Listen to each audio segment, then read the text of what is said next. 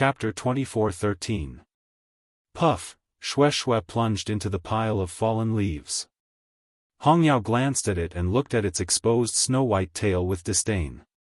What a waste of such a big head. Its brain was also not very bright. Hongyao raised its wings and helped Xue Xue, which was rare. It piled the fallen leaves on Xue Xue's body and barely covered it. After tidying everything up, it flew outside. It couldn't open the door, so it could only fly in the air. Bang! The red demon bumped into the barrier. Dumpling, who was waiting outside the door, heard the sound and looked up. With a light tap of her toes, she flew into the air, only separated from Hongyao by a barrier. Hongyao turned around and glared at Mu Qinghe's room. "Hey!" it shouted angrily. After a while, a hole finally opened in the barrier. Hongyao immediately flashed out. Tuanzi brought it over at once. Hongyao. She followed Hongyao's line of sight and glanced over. Although she couldn't see anything, Dumpling was still angry at the thought that Mu Qinghe was inside. If it weren't for Hongyao, she wouldn't have come here again. Suddenly, Dumpling glanced at the courtyard from the corner of her eyes and was slightly stunned. Just now. Why did she feel that there was a familiar aura? Her little brows furrowed slightly. Logically speaking, there shouldn't be anyone else here except for Mu Qinghe and Hongyao, right? Then just now, just as she was thinking, Dumpling felt that something was pulling the corner of her dress. It was Hongyao who was dragging her out. It was not appropriate here. She'd better find another place to talk. Dumpling felt that it made sense. She immediately dispelled the doubts in her heart, picked up Hongyao, and put it on her shoulder. "Hongyao, come with me." Dumpling took Hongyao back to Chu Liuyue's residence. Although there weren't many people in the palace of the illusory god, none of them were simple. If they saw Dumpling and the red demon together, it would cause some trouble. Therefore, after thinking for a while, Dumpling decided to take Hongyao back. Even if it was Mu Qinghe's magical beast, it was still her friend. During this period of time, Dumpling had been struggling with this matter for a long time. In the end, she still felt that she couldn't break off her friendship with Hongyao. Instead of suffering like this, it was better to take the initiative to attack. So today, while Chu Liyue was not in the palace of the illusory god, she went to find Hongyao. When he returned to his residence, Chi-Han was still guarding the place. However, when he saw that Dumpling had brought Hongyao back, his expression didn't change much. Instead, he let them in directly. After entering the room, Tuanzi closed the door and asked straightforwardly, "Hongyao, break the contract with Mu Qinghe." Hongyao was stunned. In fact, it had already guessed Dumpling's thoughts, but when it heard it for real, it still felt a little shocked. Seeing that Hongyao was silent, Dumpling leaned over and asked, "Is it because he won't let you go? Then I'll go find him later." Hongyao shook its head. Dumpling frowned. "Hongyao, he doesn't treat you well at all. Why do you continue to stay with him? Come back and stay with us, and you. Isn't that good?" She really felt that Hongyao was not good at all with Mu Qinghe. If it could come back and continue to be with them, that would be the best. A light flashed across Hongyao's eyes, but it quickly dimmed down. If it could, of course, it also wanted to do so. But, Hongyao was silent for a long time and finally shook its head dejectedly. Dumpling looked at it in a daze. She had thought that Hongyao would definitely agree to her proposal. Even if it didn't agree, it must be because it was afraid of Mu Qinghe. But now, it seemed that Hongyao was unwilling to do so. Why? Dumpling was puzzled. Hongyao, why? Although Mu Qinghe was its master, you had been very good to it all these years. Didn't it always want to follow you? Hongyao turned its head away and refused to speak. Dumpling moved her head closer, and Hongyao turned its head away. Dumpling went around it again, and Hongyao turned around again. After this, Dumpling's patience was exhausted. She puffed up her cheeks. If you really don't want to, then I won't force you. Although she was a little puzzled, Dumpling couldn't get angry in her heart.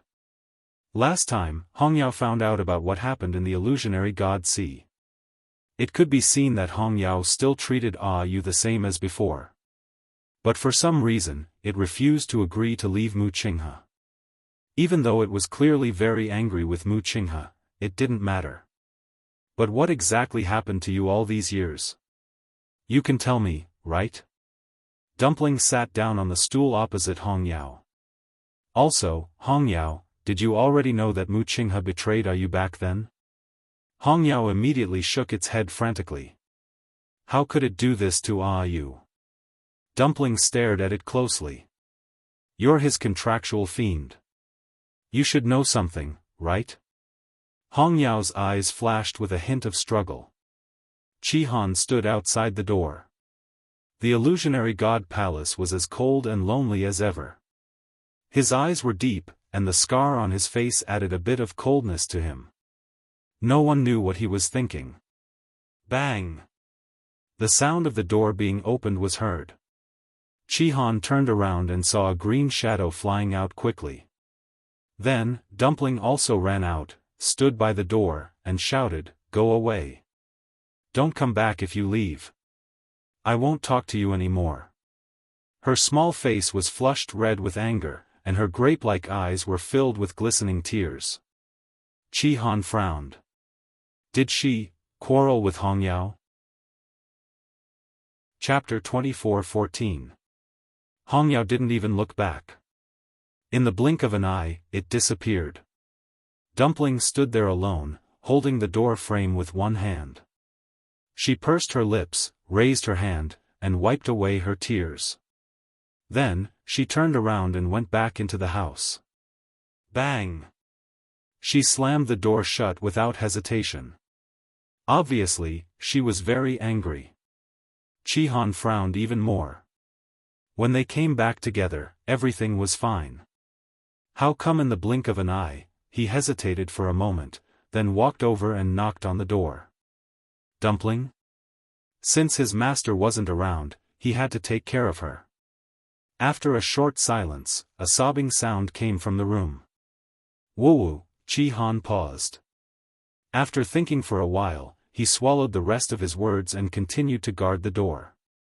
Yu Qian and Xu Jing soon arrived in front of Mu Qinghe's courtyard. Looking at the still tightly shut door, the two of them looked at each other. Both of them had suffered here before. At this time, they were naturally more afraid. But this matter had to be resolved. Yu Qian raised his chin at Xu Jing. You can talk about the trouble in the Herb Mountain yourself. Xu Jing's heart skipped a beat, but he didn't dare to say anything. He could only walk forward. She knew that Yu Qian had been punished to kneel for 3 days and 3 nights. It was already very rare for him to come with her. She didn't dare to ask Yu Qian to do anything else. However, just as she arrived in front of the door, before she could speak, she suddenly heard the sound of wings flapping. She subconsciously looked up and saw a green sparrow covered in green flames. It crossed the barrier and flew into the courtyard. Xu Jing was shocked. Then, she quickly turned around and looked at Yu Qian. Second Oracle, did you see that just now? It seemed to be a 9th-grade green sparrow. Yu Qian also frowned. When did such a magical beast appear in the palace of the illusory god? And it seemed to have a close relationship with the first oracle? Otherwise, it would never fly into this place. The first oracle has a contracted magical beast? When did this happen? Xu Jing looked confused. None of the divine envoys had a contract with a magical beast. Only the second divine envoy, Yu Qian, was in charge of the mythological beast mountain. But now, this, Yu Qian shook his head and said in a deep voice, I don't know about this. After a moment, he urged. Forget it. This is not something that you and I can ask about. It is better to report the matter as soon as possible and let the first messenger make a decision. Xu Jing could only nod. Yes. She took a deep breath, turned around, and bowed respectfully. First Oracle, Xu Jing has something important to report. A moment later, an indifferent and cold voice came from inside. I already know about the barrier. You can go back now. Xu Jing choked. This. She hadn't said anything yet, but the first divine emissary already knew. Yu Qian's expression also changed. Over the years, the first oracle had almost never come out. But many things in the illusory god palace didn't seem to escape his control. This also made Yu Qian secretly shocked again. He thought that the first oracle had made up his mind to delegate power, but in fact, he didn't have this intention at all. How could he compete with such a person? Yu Qian suppressed the chaotic thoughts in his heart and took the initiative to ask. First Oracle, this matter is of great importance. Xu Jing alone can't solve it. You don't plan to do anything? The gate of heaven is about to close. The voice continued to sound. I have my own plans. With just a few words, he had already expressed his attitude. Xu Jing and Yu Qian exchanged glances and saw a bit of confusion in each other's eyes. At this point, the first oracle still didn't show up. He said he had his own plans. What did he mean? Xu Jing wanted to continue asking, but Yu Qian had already spoken. Yes. We know. After saying that, he gave Xu Jing a look. The two of them left in unison. After walking for a while, Xu Jing couldn't help but ask. Second Oracle, what do you think the first Oracle is planning to do? So many things have happened in the illusory god palace during this period, but he refused to show up. He can't be like this when the gate of heaven closes, right? Impossible. Yu Qian immediately denied her guess. At that time, even the emperor will descend, let alone him. We just have to wait. Anyway, they had already said what they needed to say. If something really happened, it couldn't be completely blamed on them.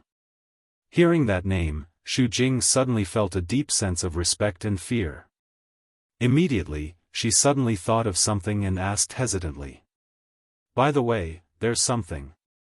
Second Oracle, do you know what the left divine general has been busy with recently? Yu Qian glanced at her. How would I know this? The left divine general and the right divine general were the emperor's most trusted confidants. They were also the two strongest generals under him. Their status was respected and their strength was unfathomable. Even he didn't dare to treat them casually in front of those two. How would he know this? Xu Jing nodded with some disappointment. In fact, she had already expected this result, but she was unwilling to accept it and still wanted to ask clearly. Why are you suddenly asking this? Nothing. Xu Jing forced a smile and casually came up with an excuse. But who was Yu Qian? He could see Xu Jing's thoughts clearly. But he didn't point it out. It's almost time. At that time, they will definitely appear with the emperor. If you're not in a hurry, just wait patiently. Yes. Waiting was always especially unbearable. Shengguan Jing glanced at the room again in confusion. It's been so long. These two. This game of chess, haven't they finished yet? In the room, Chu Luyue stared at the chessboard in front of her. Her lips were slightly pale. She rubbed the chess piece in her hand and suddenly thought of something. She looked up at the man opposite her. It was also you in the Red Moon Desert? Rong Xiu's lips curled up slightly, but he didn't comment. Chu Luyue paused. De Bao and the others, knew your identity long ago? Digression, if there was a secret that needed everyone to hide together. What would it be? Chapter 24:15. Rong Xiu pondered for a moment, as if thinking about how to answer this question. But in Chu Luyue's eyes, this reaction was already a clear answer. She sneered. This man had hidden it from her so deeply. But anyway, De Bao and the others had done similar things a long time ago. When she came to the illusory god palace for the first time and saw the Xian formations on the star path, she knew that some things were no longer under her control. In contrast, she quickly accepted Rong Xiu's identity as the first master. Rong Xiu paused and said, "They didn't know about what happened to Yao Chen at the beginning." Chu Liuyue's eyebrows moved slightly. What does this mean? She narrowed her eyes slightly and fixed her gaze on the man in front of her. Rong Xiu.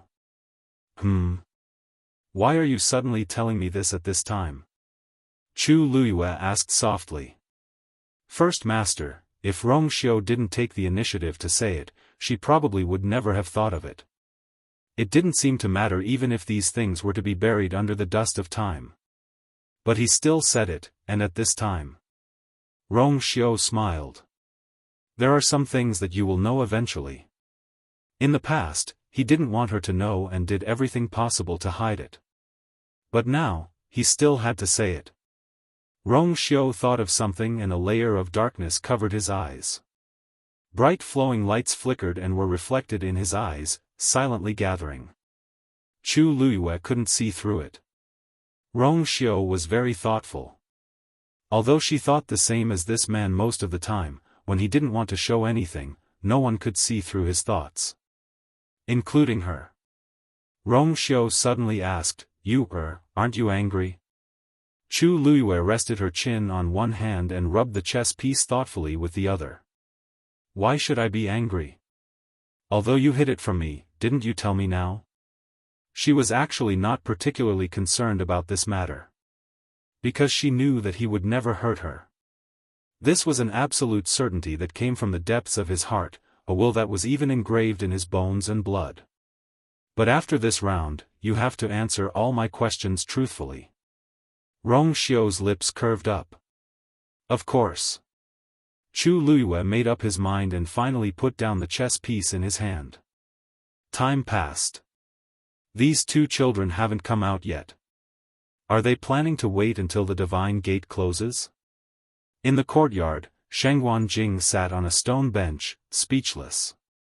He had been waiting for a long time, but the doors of the two were still tightly shut, with no intention of coming out. Apart from the fluctuations that he could faintly sense from the barrier, there was nothing else. After thinking for a moment, he suddenly stood up. Forget it. I'm not waiting anymore. He should first go to the illusory god palace to take a look. He knew that Dugu Mabao and Lan Xiao were trapped inside. Previously, he wanted to wait for Chu Liyue because he wanted to go with her and see if they could cooperate to find some clues. But now that she had not come out, she would probably be busy for a while. He could not wait any longer. Senior Shengguan, are you going to the palace of the illusory god? A crisp voice could be heard all of a sudden. Shengguan Jing turned his head. Aunt 11? Yes, what's wrong?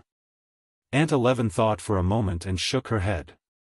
My sister and I also want to go to the palace of the illusory god, but it might be a little difficult. Shengguan Jing was a little curious. I heard the two of you talk about this before.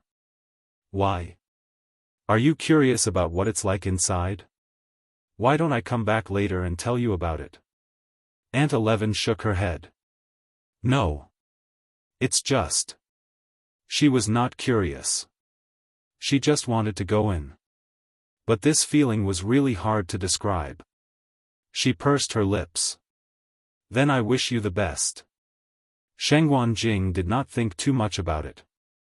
He just thought that Aunt 11 and Aunt 12 were still children and wanted to go to the palace of the illusory god to take a look. Not to mention them, who in the entire palace of the illusory god didn't want to go in? It was normal. Just as he got up, he heard another series of footsteps. Hey! Shengguan! Wait! Shengguan Jing turned his gaze and saw Tang Ku walking over quickly. Then, Tang Ku handed over a jade bracelet. This is the interspatial bracelet I just made recently. There are some things I prepared for Lizzie in it. Can you help me send it over? Shengguan Jing subconsciously took the bracelet and looked at him strangely. Senior Tang Ku, if you want to send it over, can't you go yourself? He was also a refining saint. It was easy for him to go in. Why did he have to ask him for help? The corner of Tang Ke's eyes twitched. Ahem, this. I still have something to deal with, so I may not be able to go for the time being. Shengguan Jing looked suspicious. Something? What could happen to him? If it was before, Tang Ke was mostly helping to guide him, it would be understandable. But now, he had successfully broken through to become a refining saint. Logically speaking, Tang Ke should be free, right? Besides, everyone knew how Tang Ke treated Su Li. He clearly missed Su Li very much, but he refused to go to the palace of the illusory god. Senior Tang Ke, is it inconvenient? Shengguan Jing asked tentatively. Tang Ke hurriedly waved his hand. No, no. I really can't get away for the time being. Wait for a while, I'll go over. Shengguan Jing did not quite believe his excuse, but since the other party had already said so much, there was no need to continue asking. He nodded. Senior Tang Ke, don't worry. I'll definitely help you send it over. Tang Ke secretly heaved a sigh of relief, gave a few more instructions, and went back. The door was closed. Shengguan Jing was stunned. It seemed that Tang Ke really did not plan to go now. He put away the bracelet and headed in the direction of the palace of the illusory god. Shengguan Jing entered the palace of the illusory god very smoothly and quickly found Su Li's residence. He asked you to send it over? Su Li played with the bracelet in her hand. Her usually gentle eyebrows were tinged with interest at this time. It seems that he's really busy. Shengguan Jing was speechless. Why did he suddenly feel cold? But fortunately, Su Li still accepted the bracelet. She raised her head and asked, how is little Yu now? I haven't seen her these few days. Shengguan Jing briefly explained the situation to him. Su Li suddenly understood. I see. But, Holy Sun is really strange. Why does he want to play chess with little Yu, at this time? Shengguan Jing shook his head. Both of them have their own ideas. Maybe they have other plans. An Rongxiu's strength is tyrannical. The two of them can also improve their strength by exchanging pointers. He was also familiar with Rongxiu. He deeply knew that the strength he displayed was far from what it seemed on the surface. Su Li nodded and said, you're right. But now little Yu has finished walking the Star Road and comprehended all the Xian formations on it. Logically speaking, she's already very powerful. After a while, the gate of heaven will close. I don't know if she can ascend to heaven and become a god at that time. Chapter 24:16. She doesn't have a bloodline totem. Su Li frowned slightly. Shengguan Jing paused. Actually, to him, this matter was also a mystery that he couldn't solve. Because he knew very well that Chu Luyue had a bloodline power in her body. But it didn't belong to the Shengguan family. Even though he founded the Tianling dynasty single-handedly and went to the Divine Ruins world later and made a name for himself, that was all later. Chu Luyue shouldn't have a bloodline power in the first place. Shengguan Jing used to be very curious about this. He wanted to ask about it several times, but he didn't have the chance. Until now, Chu Luyue successfully entered the palace of the illusory god, which shocked everyone. In fact, all of this was because Jin Yunlai didn't detect Chu Luyue's bloodline power at the gate of heaven. Shengguan Jing knew that there must be something wrong with this. But he didn't know the details, and he couldn't find the time to ask her recently. She should be able to, right? Shengguan Jing said, his voice a little vague. Su Li nodded. That's true. It's hard to say. After all, those divine envoys said that she couldn't open the door of the palace of the illusory god. But isn't she fine now? Chu Luyue had too many trump cards and secrets. Shengguan Jing changed the topic. By the way, I wonder if Mr. Su has found anything while you're here? Su Li sighed helplessly. The palace of the illusory god is heavily guarded. It's really hard to find out. That's true. Shengguan Jing wasn't surprised by this result. This matter couldn't be rushed. If it was really so easy to find, then he would suspect that there was something wrong with the palace of the illusory god. But, Su Li suddenly thought of something, and her expression changed slightly. But what? I saw someone go to the Chaos Holy Jade. Hesitation appeared on her face. Shengguan Jing's expression froze. What's going on? Is there something wrong with the Chaos Holy Jade? The missing piece was now in Chu Liuyue's hands. He couldn't help but worry. Su Li held her breath and shook her head. Actually, it's not the Holy Primal Chaos Jade. It's the white jade pillars at the side. I saw someone go over there and add something to them. Shengguan Jing was dumbfounded. Due to the distance, I couldn't see it very clearly. I only saw that after that thing was added, the flame on the white jade pillar burned even more vigorously than before. Su Li bit her lip. Shengguan Jing frowned as countless guesses flashed through his mind. When he came in, he had an impression of those white jade pillars. He paused for a moment and said slowly, "This doesn't seem to be wrong. Wasn't the flame on the white jade pillar burning all the time? That's the problem." Su Li's voice became softer.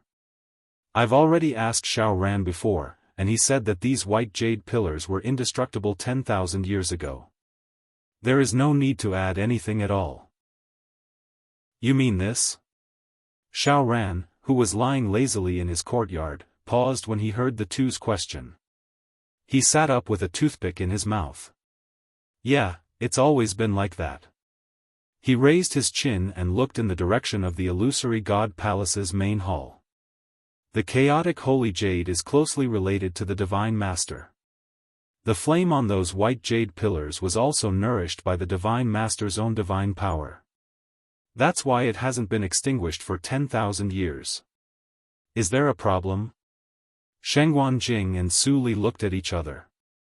It seemed that Xiao Ran didn't know that the white jade pillars needed extra care now. It was purely an accident that Su Li saw it that day. She didn't think there was a problem at first, but then she met Xiao Ran and chatted with him.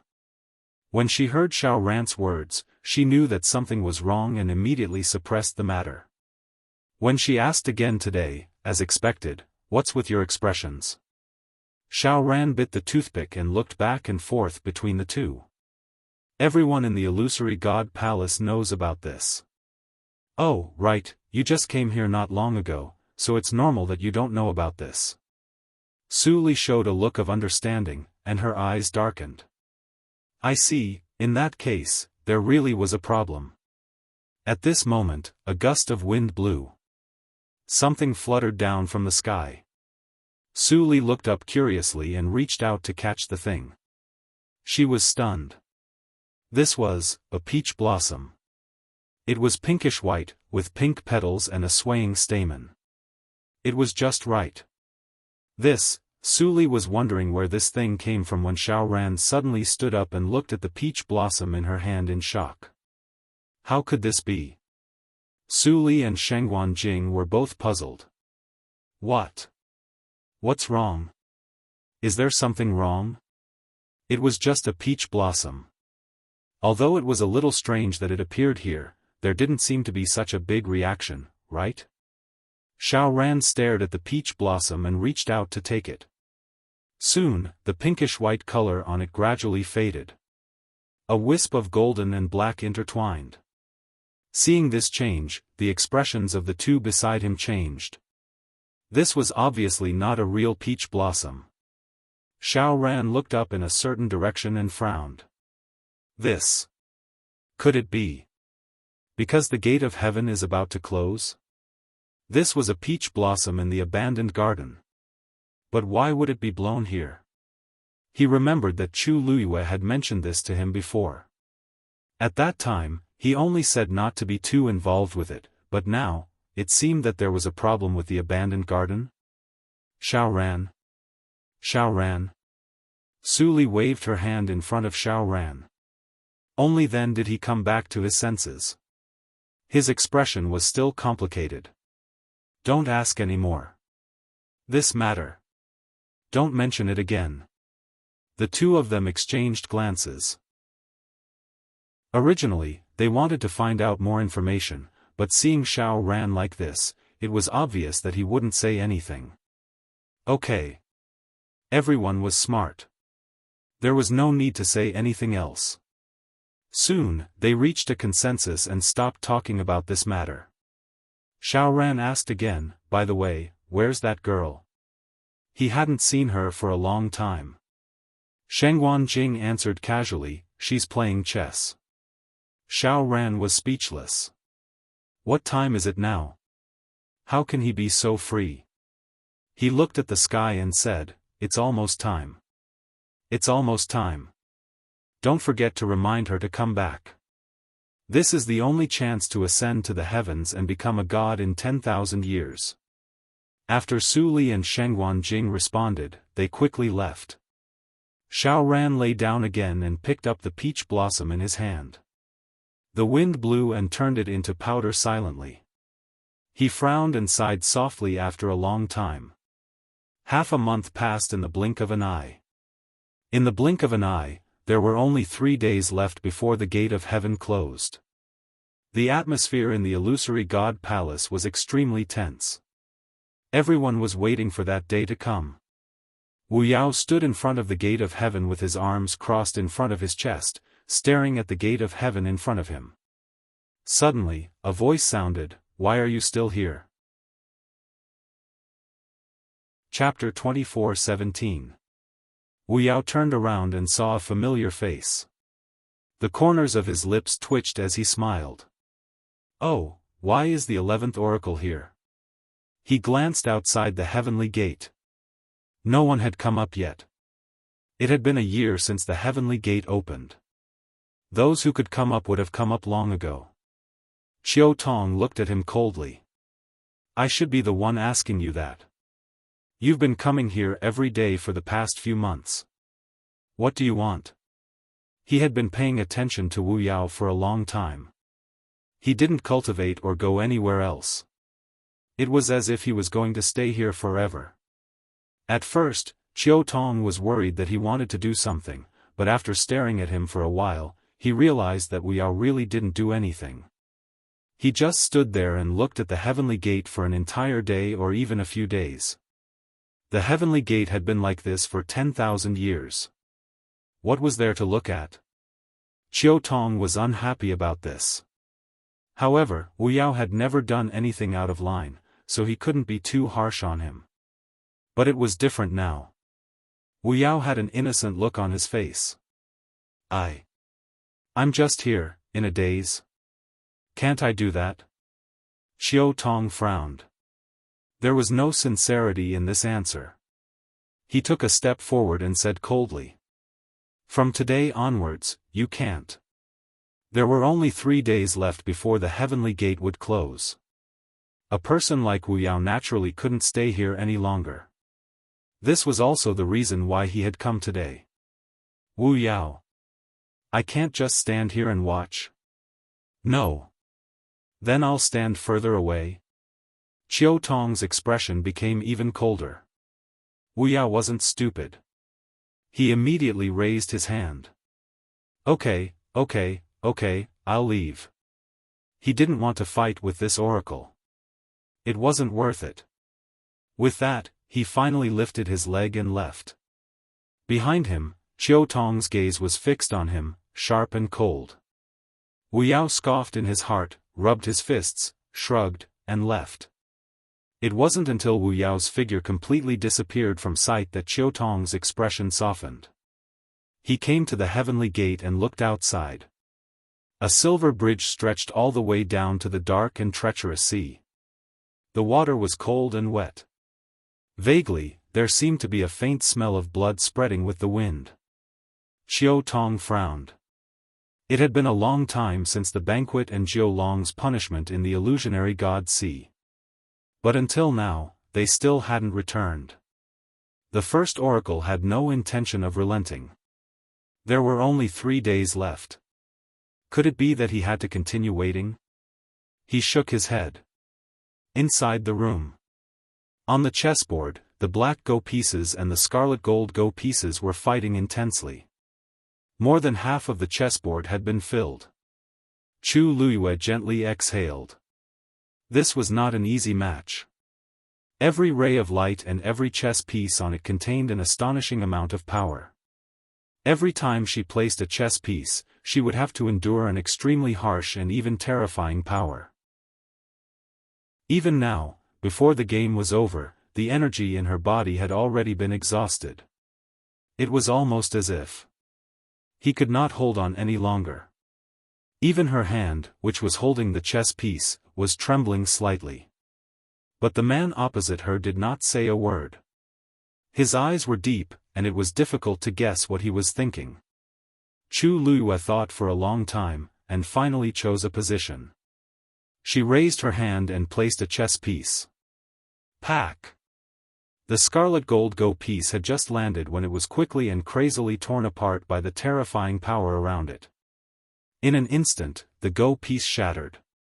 Chu Luiyue's body shook, and blood slowly flowed out of the corner of her mouth. She supported herself with one hand on the table. Her face was extremely pale, and her body was trembling slightly. If not for that, she would have collapsed. Rong Xiu's hand in his sleeve slowly clenched. On the back of his hand, green veins appeared clearly. Then, he said, "Continue." His voice was cold and low. Chu Luiyue slowly wiped the blood from the corner of her mouth. She used all her energy to channel it into her fingertips. Her movements were extremely slow. If anyone else was here, they would definitely see that Chu Luiyue had reached her limit. She was almost unable to lift her hand. But Rong Xiu did not move. He just sat quietly opposite her, waiting patiently.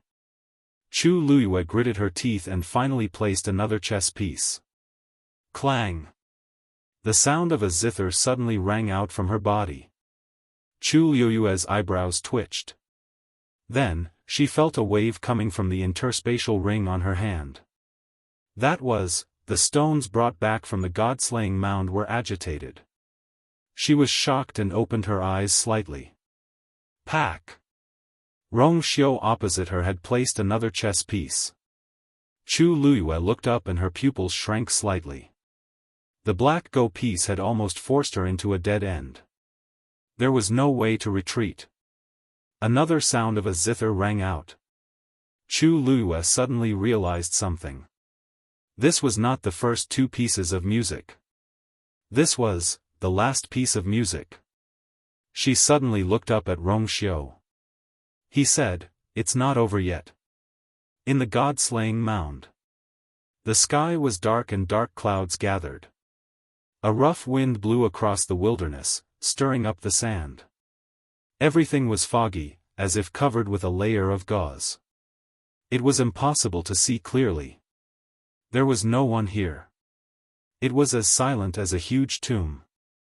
Countless broken tombstones were scattered on the ground, full of indescribable desolation and sorrow. The black wall that stood between the heavens and the earth was silent. After a long time, there seemed to be a voice, laughing but not laughing. Finally, this day has come. She had really waited for a long time. Digression, 6:00. Chapter 24:18. The sound of the zither rang out, solemn and desolate. Sound after sound rang out in succession. It was slow and firm, creating a unique melody. That was the 3rd zither score. At this moment, under the combined effects of many forces, the last piece of the zither score hidden in Chu Luiyue's body began to merge. Every sound fell clearly into her ears, enveloping her. The entire room seemed to be squeezed tight by the sound of the zither. The blood in her body surged rapidly, almost boiling. Chu Luiyue took a deep breath, swallowed the thick blood between her lips and teeth, and continued playing. A layer of dazzling golden barrier surrounded the entire room. No matter how much energy there was, it was completely devoured and annihilated. Not a single bit leaked out. Therefore, even though they were close by, the others in the courtyard did not know what was going on inside. Wuxiao returned to the courtyard, only glanced over a few times, then went to the back to practice his martial arts. Hua Shuangshuang opened the door, and the golden-winged black-boned beast instantly flew over. At his feet, a small wind-treading tiger also jumped onto his calf. He laughed heartily, and picked up the small wind-treading tiger. Little Hachi was sleeping on a rattan chair, her head slightly tilted. Beside her was a basket of flower petals, in which lay a few exquisite jade bottles. Aunt 11 and Aunt 12 were sitting side by side not far away, holding the pills they had just taken from Jian Fengqi. Aunt 11 threw one pill in each hand, and accurately caught them. Aunt 12 poured them out as usual, counted them carefully, and put them into her mouth one by one, puffing her cheeks slightly. In a certain room, Sun Yi was standing in front of a table, staring at the map in front of him. He held a brush in his hand, and from time to time, he would sketch something on it. Lu Feng walked in. "Big brother, you were looking for me?" Sun Yi nodded, rolled up the map, and handed it over. "Make a sand table according to this." Lu Feng took it with both hands, a strange expression on his face. Why did Big Brother suddenly want to make a sand table at this time? He muttered in his heart as he opened the map.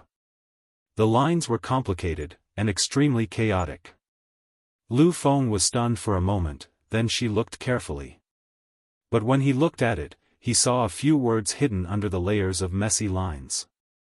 The corners of his eyes twitched as he looked at Sun Yi in disbelief. "Big brother, can you do it in 3 days?" Sun Yi asked calmly. Lu Feng swallowed hard. Why did Big Brother still have such a cold expression? Does he know that this is, as if sensing his gaze, Sun Yi raised his eyes slightly and looked over. At this moment, Lu Feng's heart trembled violently. Then, he lowered his head to take a look. With a glance, he saw a few familiar names. This map could be said to be the most complicated one he had ever seen. There was no other. So during this period of time, Big Brother had shut himself in and not come out, was busy with this? His throat felt dry. His heart was beating violently, as if he had already vaguely guessed Sun Yi's plans. But he didn't ask. After a short period of silence, he solemnly put away the item and nodded. Yes. Phoenix Cry Mountain. Dumpling sat alone at the top of the mountain, resting her chin on one hand and caressing the 2 Tian baby in front of her with the other. 1, 2, 3. 6, 7. There were a total of 7 leaves. Perhaps it was because Phoenix Cry Mountain contained an extremely abundant amount of energy, but this 2 Tian baby grew especially fast after coming here. It hadn't been long, but it had already grown to this extent. "Sai, do you think you'll grow the 8th leaf first, or I'll open my 8th meridian first?" Dumpling asked with a serious expression. No one answered. A gentle breeze blew, and the emerald leaves swayed with it. Dumpling sighed and summoned the ancestor's golden feather. Her chubby little hands held the pure gold feather carefully. She stared at it for a while and pouted slightly. Grandpa clan leader was still asleep. She had tried many times to wake him up, but there was no progress.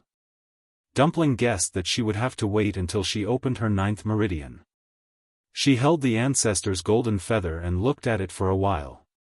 Suddenly, a voice sounded. Her heart skipped a beat, and she immediately put away the ancestor's golden feather, stood up, and looked at the person who came.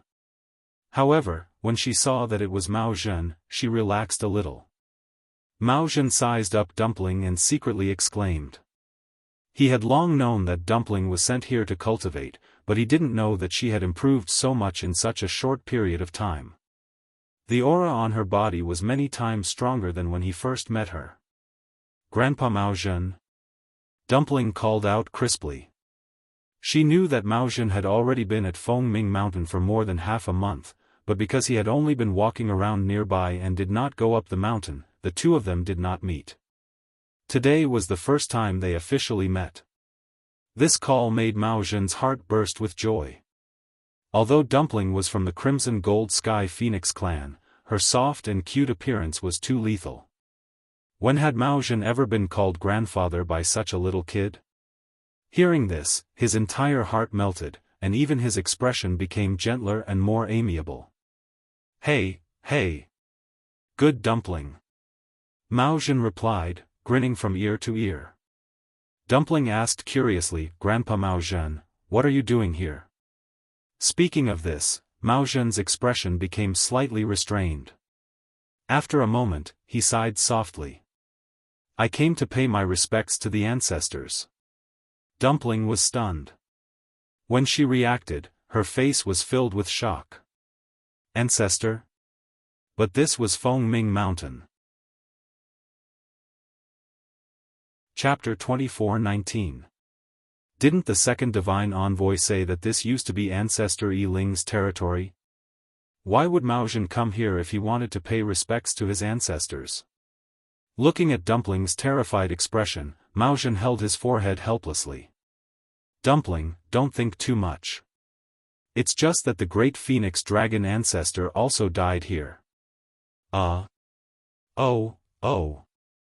I see. Dumpling thought about it and finally understood what he meant. She heaved a sigh of relief. But on second thought, she frowned again. But I've been here for a long time, but I don't seem to sense the aura of the great Phoenix Dragon clan. This place was filled with the power of the Crimson Gold Sky Phoenix clan. If Mao Zhen didn't say it, she wouldn't have thought of it. Mao Zhen's expression froze. Then, he forced a smile that didn't seem to be smiling. This. I know. Dumpling saw that his expression wasn't right. She placed her hands behind her back and lightly drew on the ground with the tip of her foot. After a while, she asked softly, Grandpa Mao Zhen, did I say something wrong? She seemed to have said something that she shouldn't have. Mao Zhen was slightly stunned. Then, he smiled and shook his head. No, it's all in the past. It has nothing to do with you. Don't take it to heart. Dumpling replied with an "oh" and sighed softly. Although she was young, she was smart and sensitive. She sensed that Mao Zhen's emotion seemed to be a little off, so she didn't say anything. Mao Zhen changed the topic. You're about to open your 8th meridian? Dumpling blinked and nodded. Yes. There was nothing to hide. After all, her ultimate goal was to open her 9th meridian. Mao Zhen sighed. Very good, he had actually opened his 8th meridian. He originally had the chance to open his 9th meridian. Unfortunately, many things happened back then and it was delayed. It was already very difficult to live again, so he didn't have any extravagant hopes. When he saw Dumpling, he knew very well that she indeed had hopes of opening her 9th meridian. Hearing this answer, he couldn't help but sigh. Dumpling asked curiously. Grandpa Mao Zhen, how did you get here? That divine envoy was willing to let you in? This was really strange. After all, apart from you, no one else was allowed to casually enter this place. It was the same for the other oracles. Mao Zhen nodded. Yes, but it's time for me to leave. Dumpling felt a little disappointed. After all, it was too boring for her to stay here alone. After quarreling with Red Demon, it didn't come again. She was the only one left here. Then. Grandpa Mao Zhen, how is you now? Dumpling asked nervously. Previously, she had vaguely sensed that something was wrong with Yu's situation, but it was not appropriate for her to go out now. She knew that Yu Qian was keeping a close eye on her. On the surface, there was no contract between her and Yu.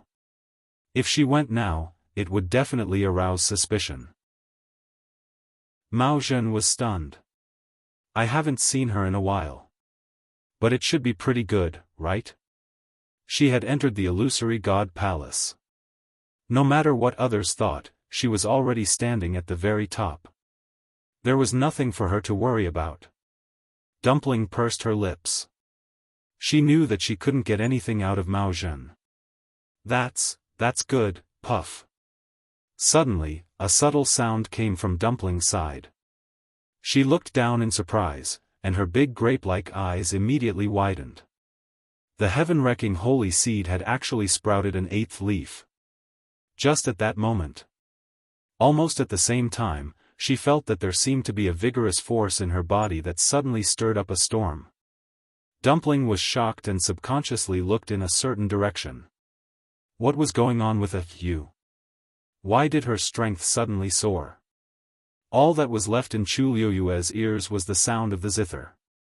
The tune seemed to come from a very distant time and space, but it also seemed to fly up from the deepest corner of her body. One song, one sound. She supported herself on the table with one hand. Because of the force, her knuckles were faintly white. The other hand was holding a chess piece. Her eyes reflected the resplendent light on the chessboard. Other than that, there was nothing else. She gritted her teeth and put down the chess piece in her hand. Smack! In an instant, the surrounding power rushed in crazily. Chu Liuyue's eyes were dark and bright. She stared without blinking. She had almost exhausted all the strength in her body and was now in a state of overdraft. She was purely relying on the last of her willpower to hold on. However, in the unseen world, every time she thought that she was going to die, there would always be a surge of power in her body. That was the power that had been accumulated in various parts of her body over the years. It could be seen that she was now forced into a desperate situation. In such a desperate situation, she could only fight back. However, from the beginning to the end, the gorgeous water droplet in her dantian did not produce any waves. If she had the support of this power, she would not have been so cruel. But there was none. Therefore, Chu Liyue could only desperately search for the remaining power in her body and piece together the third zither score bit by bit. Waves of exhaustion rushed in, and the sound of the zither almost broke her eardrums. Only in her dantian, the first 2 zither scores that had been fused were still silent and did not give any response. Only that dazzling radiance quietly flickered. Illusory God Palace. Creak. The door opened and a tall figure walked out of the room. He was wearing a gray-blue brocade robe. His steps were calm and his temperament was calm. He was walking towards the main hall of the illusory God Palace. Digression, God, why do I feel like I'm taking a big step towards the end? I don't want to whimper. Chapter 24:20. It was quiet all around. Only a gentle breeze blew, lifting up the corner of his clothes. His eyes were calm and indifferent. No emotions could be seen. Soon, he arrived in front of the main hall and stood still. In front of him, there were 9 flights of stairs. He lifted his foot and went up. When he arrived in front of the main hall, a heavy pressure shrouded him. He pushed the door open and entered. He stopped in the middle of the hall, held his breath, and bowed his head. First Messenger Mu Qinghe greets the Divine Master. There was no one in the hall. Countless lights on the surrounding walls flickered. After a long time, a low and hoarse voice finally sounded from the hall. The gate of heaven, close. Mu Qinghe said respectfully.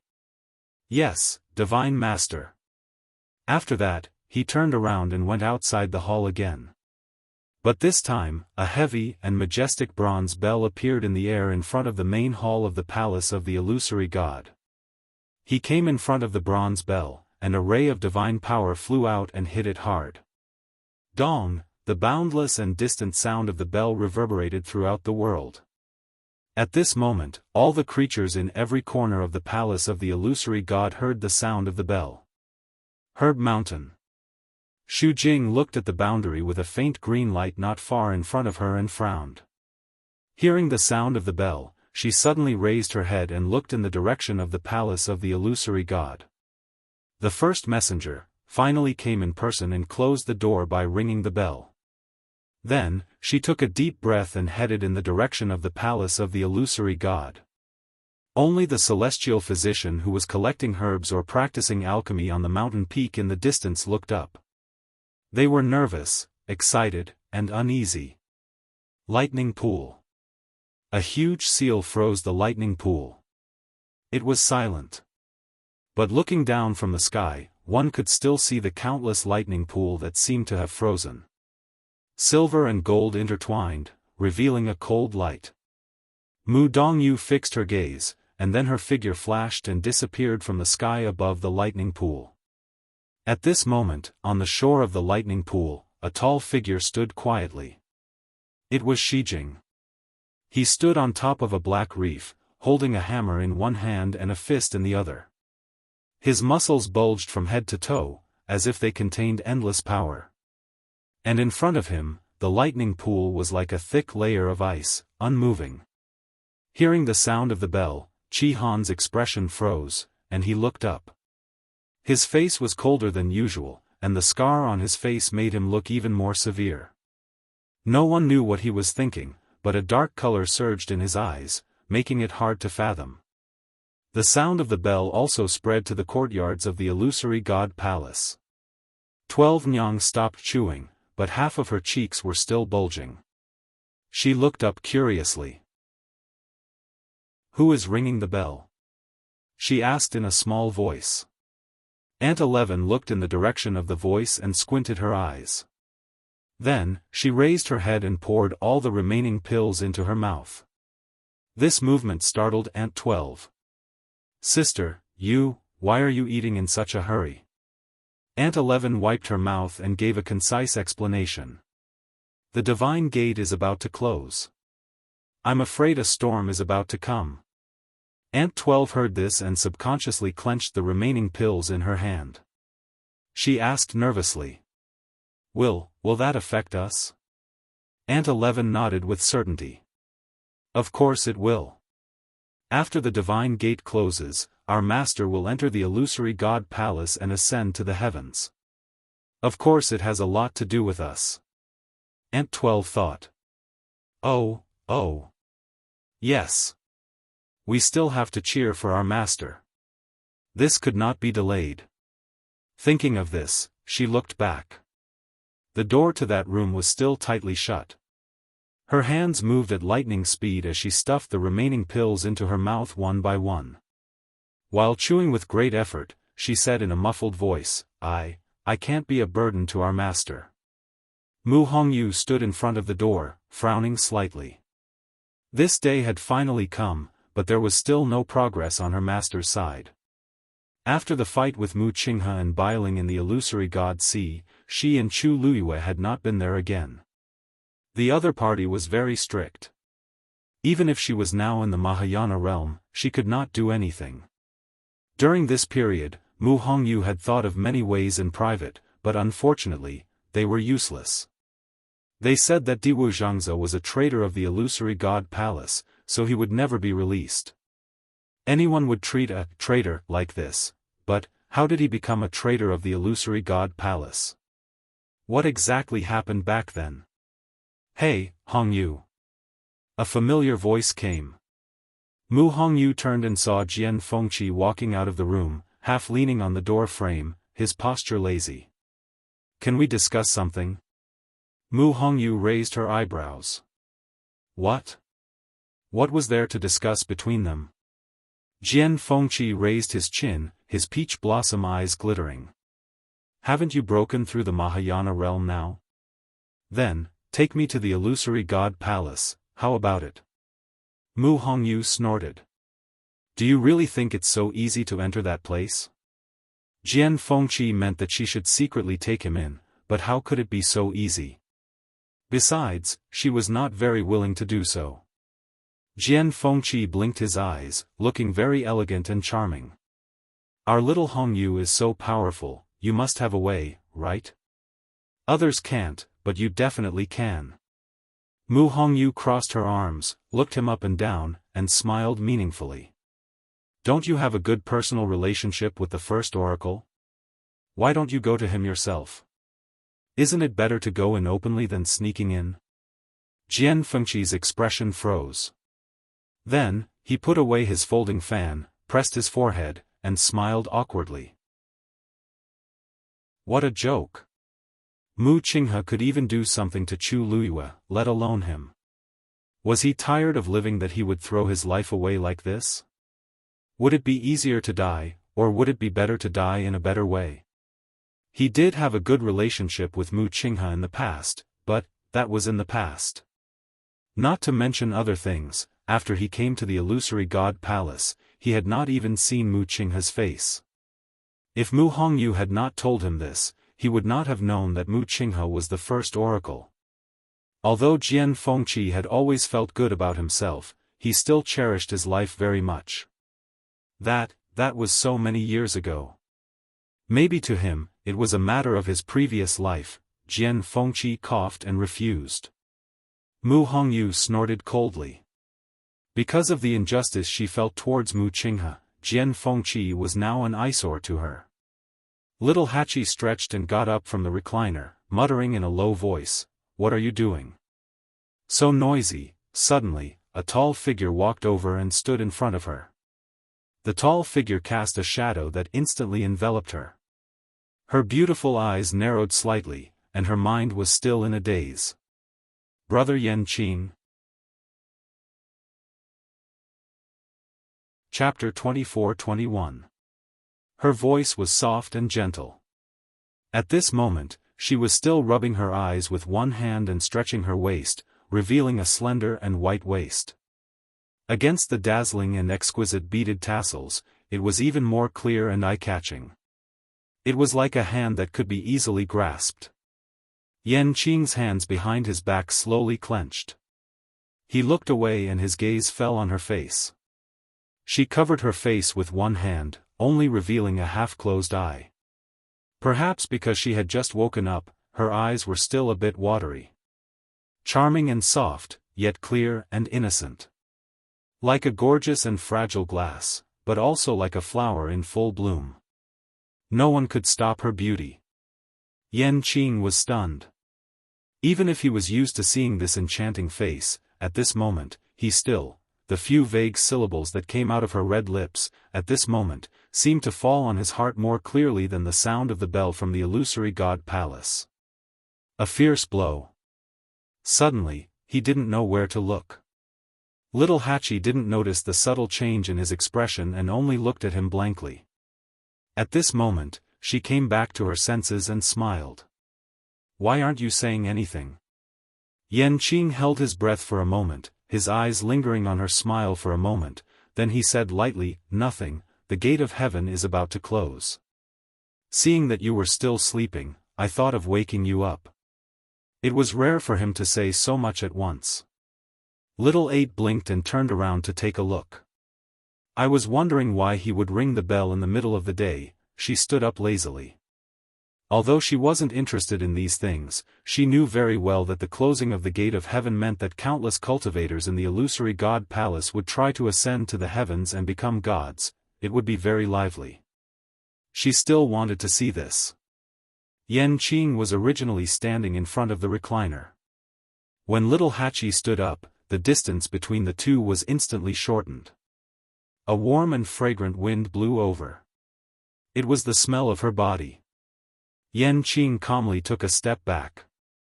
Little Hachi glanced at him and secretly laughed. "Lord Yanqing, are you so afraid of me?" When she came back to her senses, she realized that she was still in her own courtyard, so she naturally reverted to how she addressed him. Yanqing's eyes drooped slightly and her voice was cold. Little Hachi misunderstood, the rest of his words suddenly stopped. A soft, boneless hand had already landed on his shoulder and gently patted him. "I was just joking. Yanqing Darren is upright and outspoken. It's not the first time this miss knows that she has restrained herself and returned to etiquette." Little Hachi smiled at him. "Thanks." Yanqing pursed her lips. However, Little 8 quickly retracted his hand and walked towards Aunt 11 and the others while holding the corner of his skirt. Aya, the heavenly gate is about to close, why didn't you call me? I almost missed such a big show. The sound gradually faded away. 12th Nyang opened her mouth softly. Sister 8, didn't you say that I wasn't allowed to wake you up when you were sleeping? She said that it was a beauty sleep to maintain one's appearance. In the past, every time Sister 8 was woken up from her sleep, she would go berserk. Although Aunt 11 and Aunt 12 were well taken care of and did not suffer this kind of torture, they did see the scene of the other members of the 13th U being chased by her. Her heart palpitated. She looked at little Hachi strangely. Sister 8, why aren't you angry this time? Aunt 11's voice was calm as she reminded her. That's Sister 8's husband. He's different from us after all. Little Hachi, I already said that it was a misunderstanding. It really was a misunderstanding. At this moment, little Hachi suddenly felt a gaze on her. She subconsciously straightened her shoulders and raised her voice. Of course it's because the one who woke up Sister 8 was the one who hit the bell. It's not appropriate to vent your anger on Darren Yenqing. The two girls looked at her with their eyes wide open. That gaze seemed to have moved away again. Little Hachi's ears inexplicably heated up, and she hurriedly asked, "Cough, who hit the bell?" The two girls looked at each other and shook their heads. Of course it's the first oracle. Umo, who appeared out of nowhere, added. He's the only one who's qualified. Little Hachi looked at him strangely. How do you know? Umo, who told you to be so talkative? You were just watching the show in the dark on a whim, and now you're telling the truth. Yenqing glanced at him coldly, and had no intention of helping him. Umo looked up at the sky. This? Everyone knows. Really? Go out and ask, who hasn't heard of this in the illusory god palace? Besides, it's obvious that it's the first oracle. Little Hachi stared at him for a while. Is that so? Umo silently shut his mouth. Yenqing, this brat, really forgot about his brothers when he got a wife. Let's see how he's going to explain it to them later. Thinking of this, Umo's mood finally improved. He touched his chin and chuckled. Why haven't Master and His Highness Saint come out yet? Aunt 11 asked. Her voice immediately broke Umo's fantasy. The corner of his mouth twitched, and he turned around to look. It seems that Master's situation isn't any better. Dong, the sound of the bell came from afar and fell into her ears. Chu Liuyue's heart trembled. At this moment, a ray of light flashed through her mind. She almost couldn't control herself and placed the last piece. Clap. Clang. The fragmented sounds of the zither had finally connected completely. The third zither music score, complete reunion. A gorgeous water droplet appeared in her dantian. Compared to the previous one, this one was much smaller. Then, without any warning, it suddenly slammed into the original one. Boom! Chapter 24-22. Chu Liuyue's mind buzzed, and she momentarily blanked out. However, she soon realized that the situation was different from what she had expected. Following this incomparably violent collision, the water droplet from before was suddenly split into two. The three water droplets that shone brilliantly were suspended in the air, facing each other. The third zither score did not merge with the first two. It was even dismantled. Chu Liyue was stunned. Suddenly, there was a fluctuation of energy in front of her. She looked up and saw that Rong Xiao had also raised his hand and placed the last chess piece. The black chess piece slashed down like a sharp blade. It completely cut off the reddish-gold chess piece's escape route. This round had finally come to an end. There was no doubt that Chu Liuyue's side was completely defeated. Rong Xiao's power was too strong and almost completely destroyed her chess piece. She exhaled softly and looked at the chess game for a while. Then, the corners of her lips curled up. A faint trace of blood was still faintly visible. I lost. Although she had said this many times, it was different this time. She lost. Very happily. So this is your real strength, she murmured softly and looked up. Her dark eyes shone with a faint light that was dazzling. All these years, she had been trying to figure out Rongxiu's strength, but it was hard to guess. Today, she finally understood. Moreover, she knew very well that Rongxiu's purpose in this game of chess was to help her merge the third zither score. She tried and found that the 3 water droplets could no longer merge. In other words, there was indeed a complete zither score in her body. However, it was divided into 3 parts, and they could not merge with each other. After a few tries, Chu Luyue found that the water droplets did not move. Thus, she did not force it. Anyway, the third part had been sorted out. All she needed was an opportunity to officially merge them. She looked out of the window and laughed. The bell, looks like the gate of heaven is really closing. Shall we go together? Rongxiu waved his sleeve, and the chessboard between the two disappeared quietly. He finally got up and walked over. Chu Luyue looked at him strangely. Why? Rongxiu came to her and bent down slightly. He grabbed her slender waist with his long arm and pulled her into his arms. Now, she had no strength in her body. Even moving a finger was extremely strenuous. Previously, she was barely holding on with her willpower. Now that Rongxiu came, she instantly lost all her strength, and fell into his arms. Before she could react, she felt her chin being pinched by a strong hand.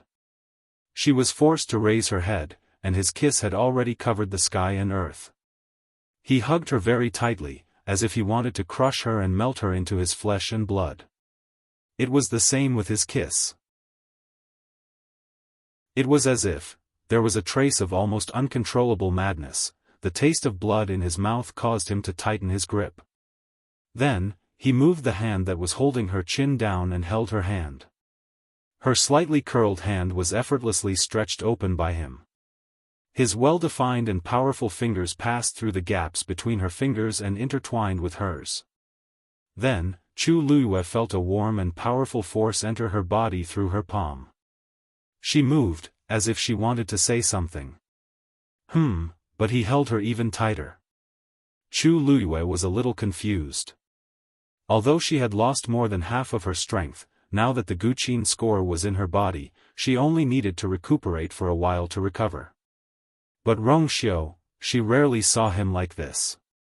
No, or rather, she had never seen it before. It was as if he was desperately trying to hold on to something, with some kind of suppressed emotion that was about to burst out. Her heart suddenly ached. She raised her head slightly and licked his lips in response. She snuggled tightly in his arms.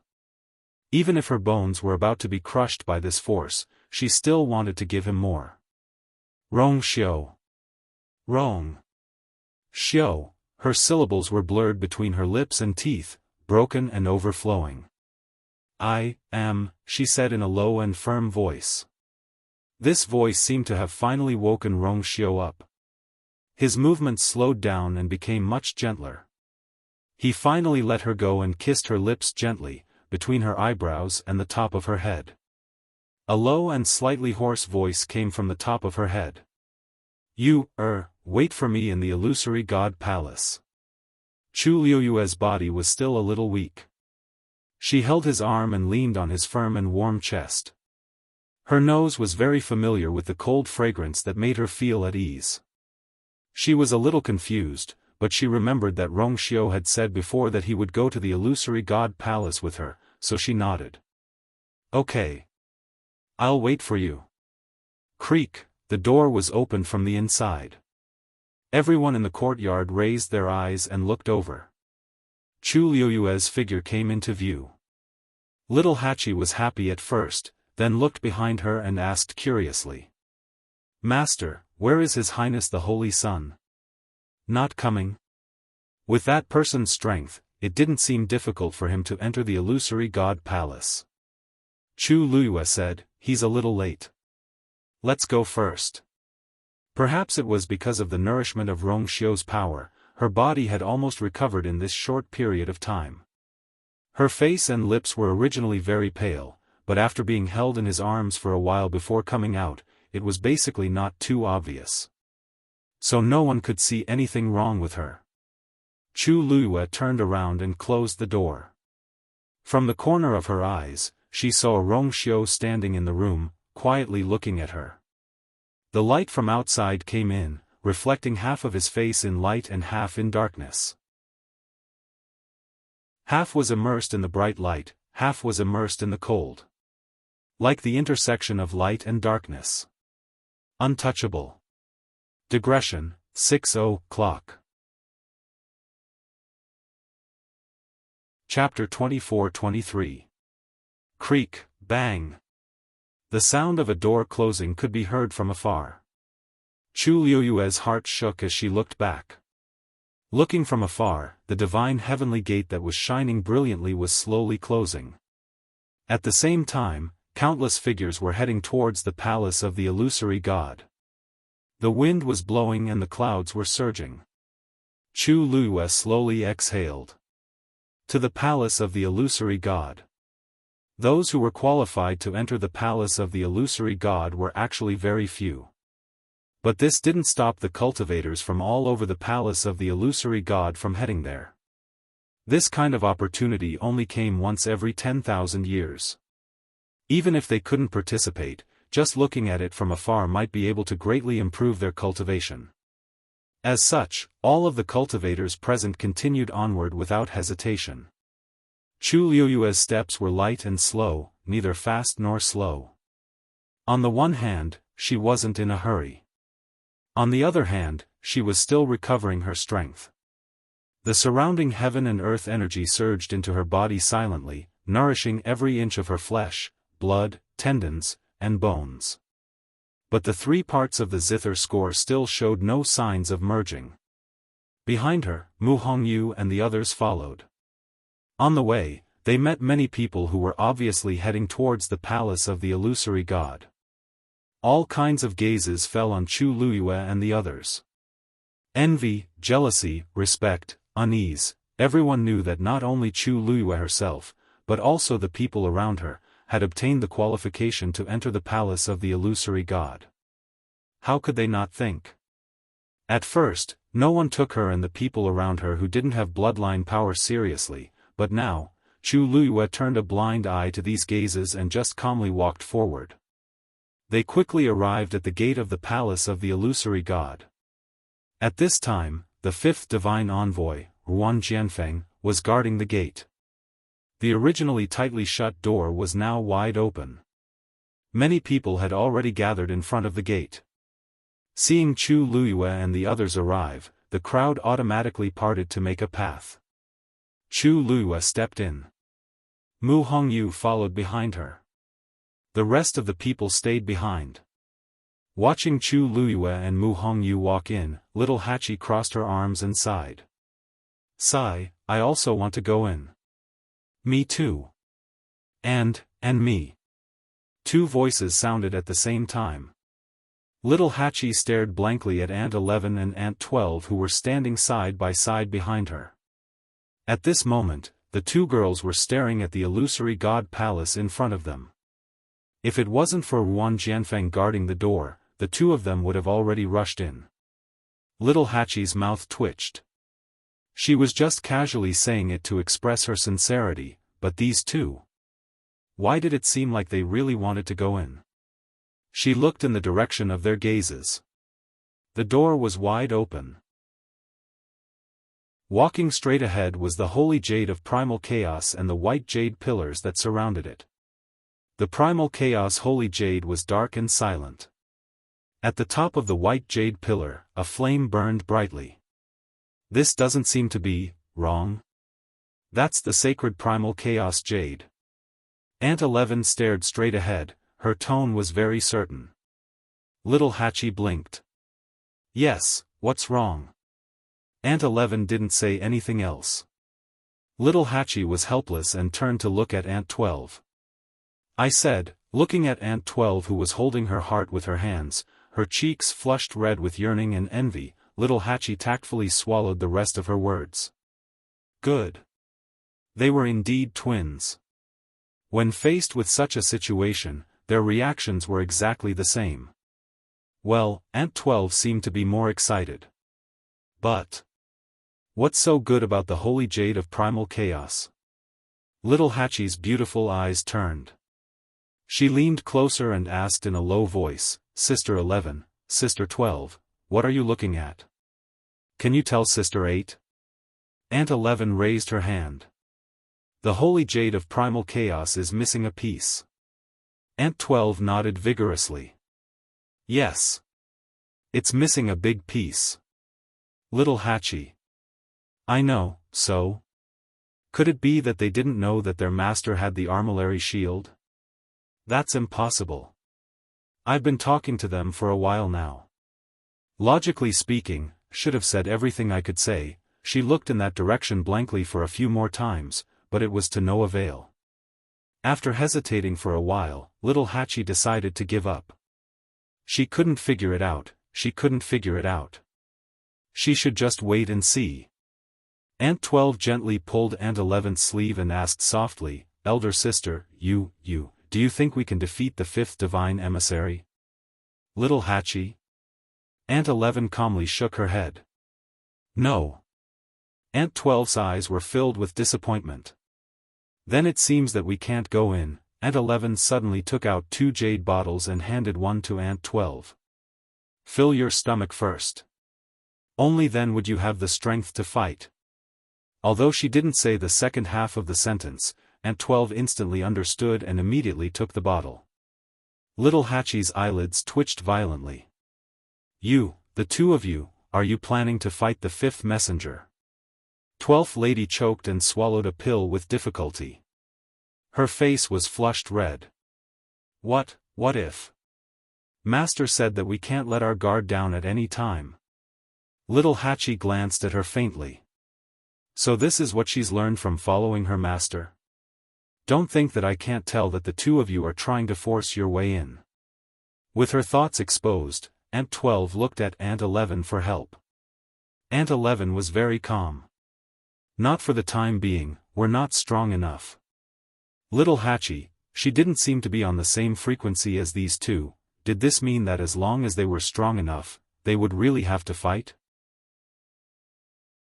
After thinking about it carefully, little Hachi decided to fulfill her duty as Sister 8. You're still young. Don't think about fighting and killing all day. How can you solve problems with violence when you encounter them? The two girls looked over at her together. Little Hachi said earnestly. When Master ascends to the heavens and becomes a god, maybe he can make an exception and bring us in, right? If it doesn't work, there's still seventh brother. Little Hongyu is also not bad. Oh, there's still Mr. Su and Senior Shengguan. Something will happen. Aunt 11 held her breath and nodded seriously. Eighth sister, you're right. A shy smile appeared on Aunt 12's face. Then, does this mean that we just have to wait here? Little Hachi nodded elegantly. Of course. Chapter 24-24. More and more people gathered outside the gate of the illusory god palace. No one knew that the courtyard, which was bustling with noise and excitement just now, had already quieted down. A few figures quietly left. After Chu Luyue entered, she quickly met Su Li and Shengguan Jing, who came to welcome her. Little you're finally here. Su Li quickly stepped forward.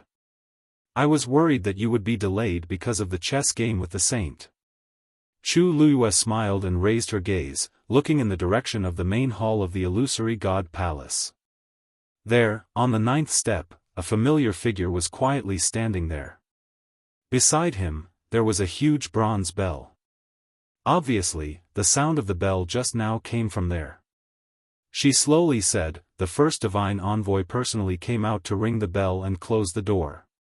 Such a big movement, there should be no one in the entire illusory god palace who doesn't know about it, right? Why would there be a delay? Shengguan Jing looked at her with a complicated expression. He wanted to say something, but in the end, he swallowed his words. After hearing the bell, he came out to take a look and saw that the first divine envoy was originally, he didn't dare to believe it, but looking at Chu Liuyue's reaction, there was no doubt. Moreover, she seemed to have known about it long ago. Su Li noticed that there was something wrong with her expression and attitude. It was a little strange. Little you, what happened to you? She followed Chu Liuyue's gaze. She didn't know if it was an illusion, but she felt that the way Chu Liuyue looked at the first divine envoy was as if she was looking at a very familiar person. She paused and said hesitantly, "You know the first divine envoy?" Su Li had never seen Mu Qinghe before, so she didn't know much about Chu Liuyue's past in Tianling. Naturally, she didn't understand the current situation. Chu Liuyue gently raised the corner of her lips and said, "How could it be? That's the first divine envoy." Shengguan Jing sighed softly. Su Li's gaze moved between the two of them, and she was a little confused. At this moment, a casual voice with a smile sounded. "Little you, you're finally willing to come?" Chu Liuyue's gaze shifted slightly, and the smile on his lips deepened. "Senior Xiaoran." Xiaoran's hands were behind his head, and there was a toothpick in his mouth. His whole body was filled with indifference and laziness. He didn't look like someone who had lived for tens of thousands of years. Instead, he still looked like a teenager. When he heard how Chu Liuyue addressed him, he snorted and teased him. "I really don't dare to be called senior now. I should be the one calling you master." If it wasn't for Chu Liuyue's advice, he would still be standing outside, bemoaning his inadequacy. How could he enter the illusory shrine? Chu Liuyue knew he was joking, so he only laughed. "You're flattering me." Xiaoran looked at her from head to toe. Suddenly, his expression changed. The aura on your body seems to be somewhat different from before?" He couldn't tell what was different, but if he looked closely, he could see it. Chu Liuyue's smile didn't change. "The gate of heaven is closed, and many cultivators are about to ascend to the heavens and become gods. There is only one chance, so I naturally have to make more preparations." Xiaoran touched his chin. "That's true.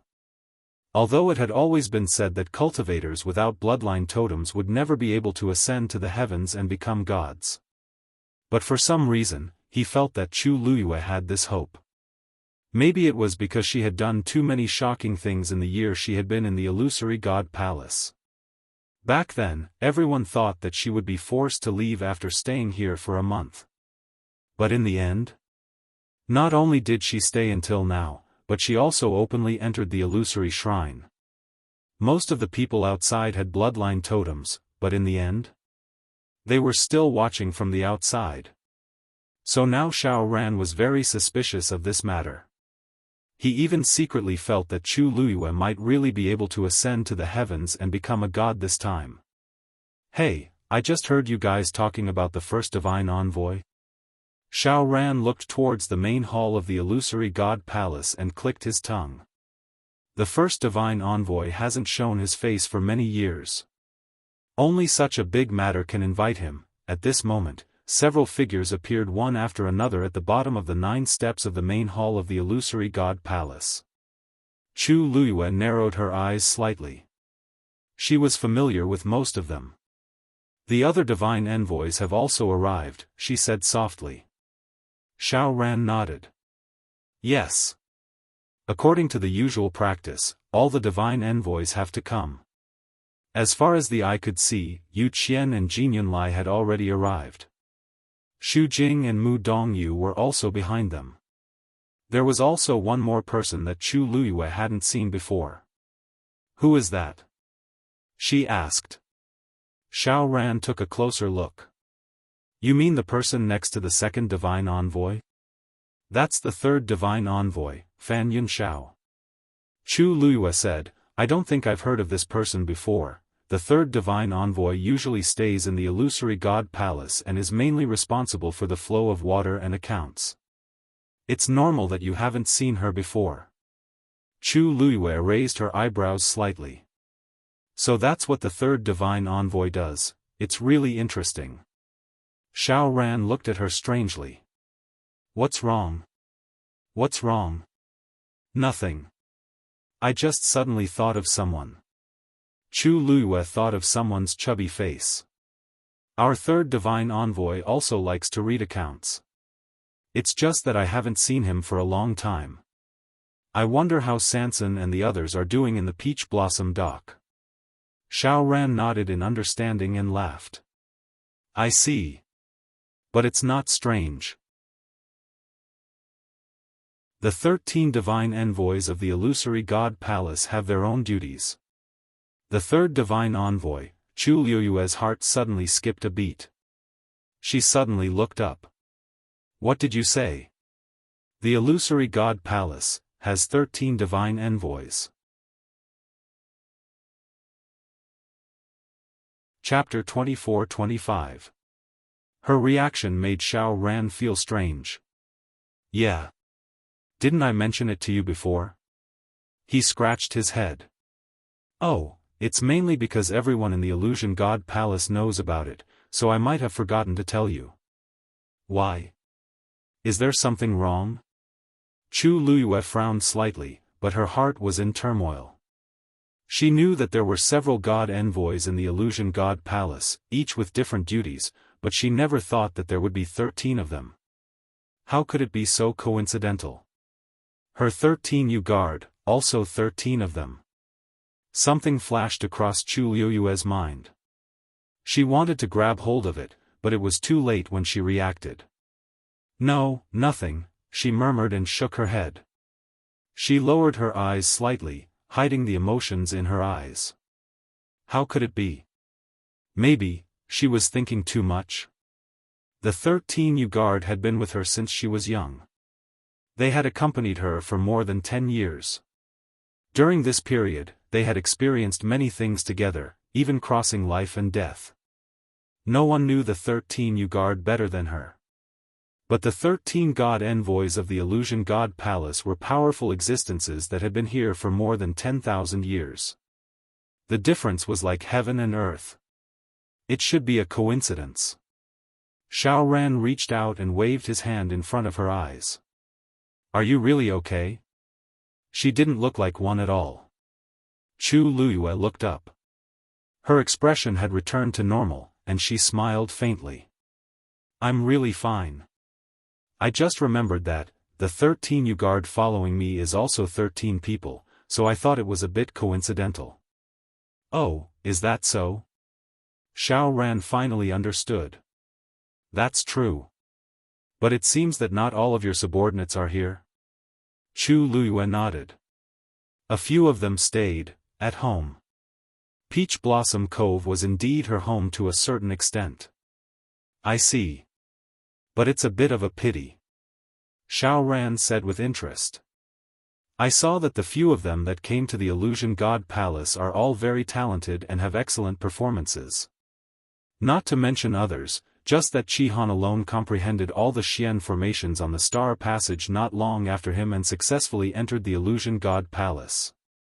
When Xiao Ran heard about this, his heart was filled with jealousy. It was one thing for Chu Luiyue to be a pervert, but even his subordinates were so savage. If he remembered correctly, Qihan had only been in the Illusory God Palace for a month.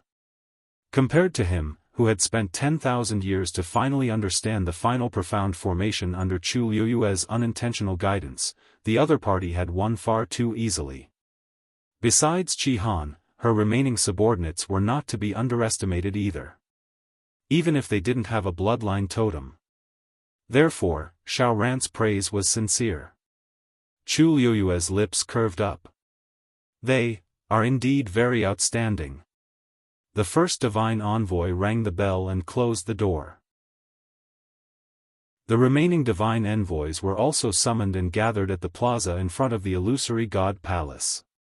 Looking at the figure standing at the top of the 9 steps, the divine envoys bowed respectfully when they arrived. "Greetings, First Oracle." Mu Qinghe's expression was indifferent and calm. She stood with her hands behind her back. The other divine envoys weren't surprised by her reaction.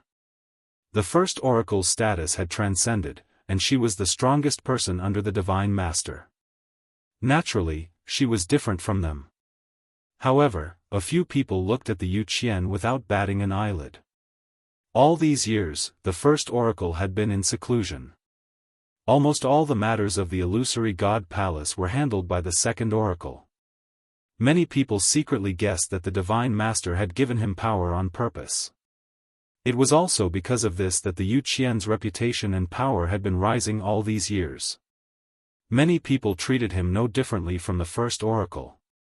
Who knew that when the heavenly gate was about to close, the First Oracle would suddenly make a move?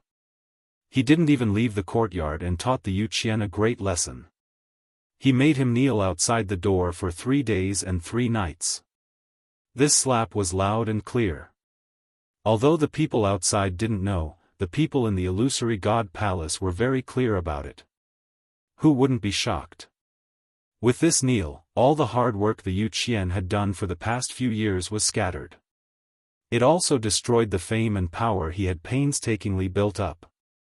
The Second Oracle couldn't surpass the First Oracle after all. This made many people who were eager to make a move suppress their restless thoughts. They didn't dare to have any other thoughts. Even if the First Oracle hadn't appeared for many years, she was still an existence that couldn't be provoked in the illusory god palace except for the Divine Master. The Yu Qian naturally noticed the gazes around him. He was a little impatient and frustrated, but he didn't show it on his face. The previous incident had already happened. The only thing he could do now was to try his best to cover it up. However, when he looked at the tall and straight grayish-blue figure above him, he couldn't help but grit his teeth. So many years of hard work, all went down the drain because of one sentence. Let alone the Yu Qian, even if it was anyone else, they wouldn't be able to let it go easily. But Mu Qinghe was the First Oracle. She had the Divine Master behind her. Thinking of this, the Yu Qian retracted his gaze. He looked around and frowned slightly. Why aren't Jiu Long and Shi Yan back yet? As soon as he said this, all the oracles quieted down. After a while, Jin Yunlai said, "Didn't the Emperor punish them to the illusory god ocean?" Actually, they had all heard about this matter, but they didn't know what exactly was going on. Offend? How did they offend her? The 2 of them were sent by the First Oracle to find the 3rd score, but in the end, they didn't find it. Instead, they came back with their tails between their legs and were punished to the illusory god ocean. No one knew what happened in between. Xu Jing suddenly thought of something. He looked in a certain direction and said indifferently, "Maybe we should ask the Shengguanyu about this matter?" The fact that the first 2 scores had recognized her as the owner was now an open secret among the oracles. Because of this, they couldn't do anything to her now. However, they had waited until today. Xu Jing suddenly smiled. The heavenly gate is closed, and all the cultivators have ascended to the heavens and become gods. This time, she should be returning the score to the illusory god palace in its entirety, right? No one said anything, but their expressions showed that they agreed.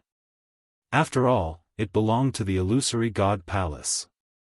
How could it always fall into the hands of others? This was the best time to get the music score back. Fan Yunxiao heard this and looked curiously in the direction of his gaze. Are you talking about that woman in red? He had never seen Chu Luyue before. Xu Jing nodded. Yes. Fan Yunxiao narrowed her eyes. I'm afraid she won't agree if we ask for it directly, right? After all, it was a supreme treasure.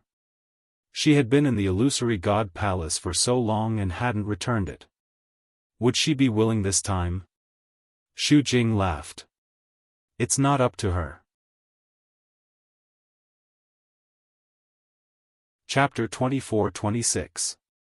Fan Yunxiao laughed. That's true.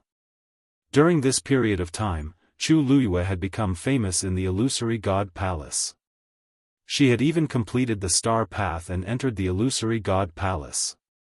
But, her status was there for all to see. She had no choice in many things and could only accept them. Forget it. As for the zither score and her matters, the Divine Master and the first Divine Envoy will take care of them in the future. We don't have to worry too much. Xu Jing glanced at Fan Yunxiao. Now, we have other more important things to do. The so-called more important things were naturally supervising the many cultivators to ascend to the heavens and become gods. Third Divine Envoy, do you have the list? Fan Yunxiao's expression froze. I do, but it's not all. These words were tactful. Before ascending to the heavens and becoming gods, the divine envoys gathered together in the illusory god palace to have a clear understanding of the overall situation. Who had how many top-notch medicinal herbs in their hands and whether they could successfully break through to the medical sage realm in the end. Who had the precious materials and whether they could take the opportunity to refine a sacred artifact. There were also many secret arts and techniques. To a large extent, these contents determined whether a cultivator had the possibility of ascending to the heavens and becoming gods. Even though they couldn't be completely sure, as divine envoys, they had to have some idea of these things. However, looking at Fan Yunxiao, it was obvious that it couldn't be done. Xu Jing's expression changed slightly. Didn't Treasure Pavilion send the account book over? Fan Yunxiao sneered. Send it? I personally went to borrow it, but I was rejected. As soon as these words were said, the expressions of the divine envoys turned ugly. They had to admit that in this aspect, Treasure Pavilion's account book was more complete. But now, they refused to lend it to them. If it was someone else, it would be fine, but the person behind Treasure Pavilion. They couldn't afford to offend him. Xu Jing thought for a moment and asked suspiciously, could it be that this is what that person wants? Fan Yunxiao's expression turned cold. Eighth Divine Envoy, be careful with your words. Xu Jing suddenly came to his senses. He pursed his lips and swallowed the rest of his words. At this moment, Yu Qian said calmly, that doesn't matter. Today, everyone would be gathered here. Everything was predestined. More and more cultivators appeared in the square in front of the main hall of the illusory palace. At this moment, the door was wide open. Although the people outside couldn't come in, they could still get a general view. Countless gazes were focused on the people in the illusory shrine. Of course, what they saw the most was the first divine envoy, who was standing on the steps. After all, he was the most mysterious one. Suddenly, that person raised his head and looked outside the door. His gaze seemed to have passed through the star path and looked at the tightly shut heavenly gate. However, as he moved, the crowd could finally see his face clearly. Is that the first oracle? Standing on top of the 9 steps with a bronze bell hanging beside him. Who else could it be other than the first divine envoy? He seems to be quite young. I heard that he is much stronger than the second divine envoy. After all, he is someone who is highly regarded by the divine master. Naturally, he is different. Outside the door, the crowd was discussing. Behind the crowd, there was one person who was looking at the high figure with a complicated expression. It's really him, Jian Fengqi murmured in a low voice. Although Mu Hongyu had told him about this before, when he saw it with his own eyes, it was still, for a moment, he didn't know how to describe his feelings. From a distance, he couldn't see very clearly. But, that was Mu Qinghe. Jian Fengqi had been friends with him for more than 10 years. How could he not recognize her? But, that person, after all, was completely different from the person in his memory. Mu Qinghe. Little Hachi, who was planning to laze around and wait, looked up unintentionally. When she saw that familiar face, she was shocked on the spot. Her mind went blank for a moment. Then, she turned her neck stiffly and looked at Jian Fengqi with difficulty. That person. Am I seeing things? Jian Fengqi closed his eyes and didn't say anything. But this answer was enough. Little Hachi opened her mouth, and her mind was in a mess. Madame 12, who was standing at the side, also saw this scene. She was stunned and subconsciously raised her finger. Isn't that Brother Qinghe? Madame 11 frowned and pressed her hand down. He's not. Madame 12 turned around and saw that Madame 11 was also staring at that person. That expression, Madame 12 was conflicted for a while, but she couldn't help but say, Sister. Sister. That's Brother Qinghe, how could they not recognize this face? Madame 11 pursed her lips and looked at little Hachi. Sister 8, he's not, right? Her voice, which had always been crisp and clear, was now slightly hoarse for some reason. Who was Mu Qinghe? He was someone who had followed Master for many years, just like the 13 Yu guards. In fact, compared to the 13 Yu guards, Master had spent more time with him and was more attentive. Mu Qinghe was in the light, while the 13 Yu guards were in the dark. Everyone had their own duties. In the past, Madame 11 and Madame 12 often went to play with Hongyao and Dumpling, so they were closer to Mu Qinghe. At that time, Dumpling even called him Little Nine. But later, he and the 13 Yu guards parted ways. Although no one had said it explicitly, Madame 11 and Madame 12 knew some things. Including Mu Qinghe's betrayal and his death. But now, he actually appeared just like that. And he was the first oracle. Little Hachi was also stunned. She stuttered, which was rare. It's him. Jian Fengqi pressed between his eyebrows, feeling a headache. Only Chu Luyue and Mu Hongyu knew about this before. After the two of them returned, Mu Hongyu specifically looked for Jian Fengqi to question him. Jian Fengqi only found out then. But other than that, no one else knew about this. Little Hachi and the others had such a big reaction, so it was understandable. It's him, but it's also not him. Jian Fengqi sighed. They were all stunned on the spot. There was too much information. I'm going to ask him myself. Madame 12 suddenly turned around and ran over. Chapter 24-27. Aunt 11 knew something was wrong and wanted to pull her back, but she was too late. In the blink of an eye, Aunt 12 had run quite a distance away. Little Hachi's heart skipped a beat. What is she doing? Stop her. What was this place? How dangerous was it for Aunt 12 to run over like that? Before she could finish her sentence, Aunt 11 stomped her feet and ran over. Catch up to her. Little Hachi was very anxious and quickly followed after her with Jian Fengqi. Even though Xiao Ba and Jian Fengqi weren't very strict and proper people normally, the two of them were very clear-headed and knew what they could and couldn't do.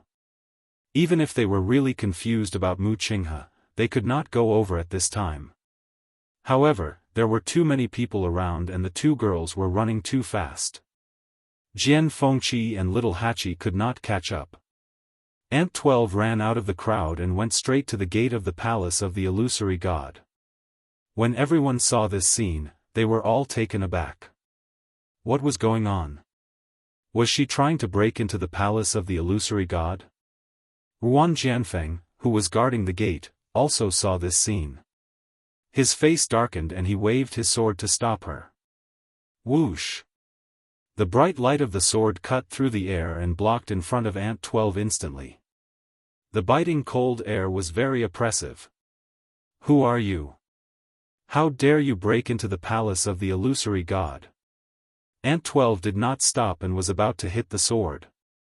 It looked like she was really looking for death. Some of the onlookers could not help but frown. How could a good little girl be so stubborn? Crack! The crisp sound of a sharp weapon breaking was heard. Everyone looked at the scene in front of them with their mouths agape.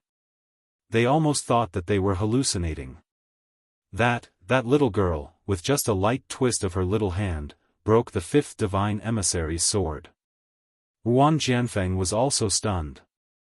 The corner of his eyes twitched when he saw 12 madams simply throw the broken sword to the ground. Where did this come from?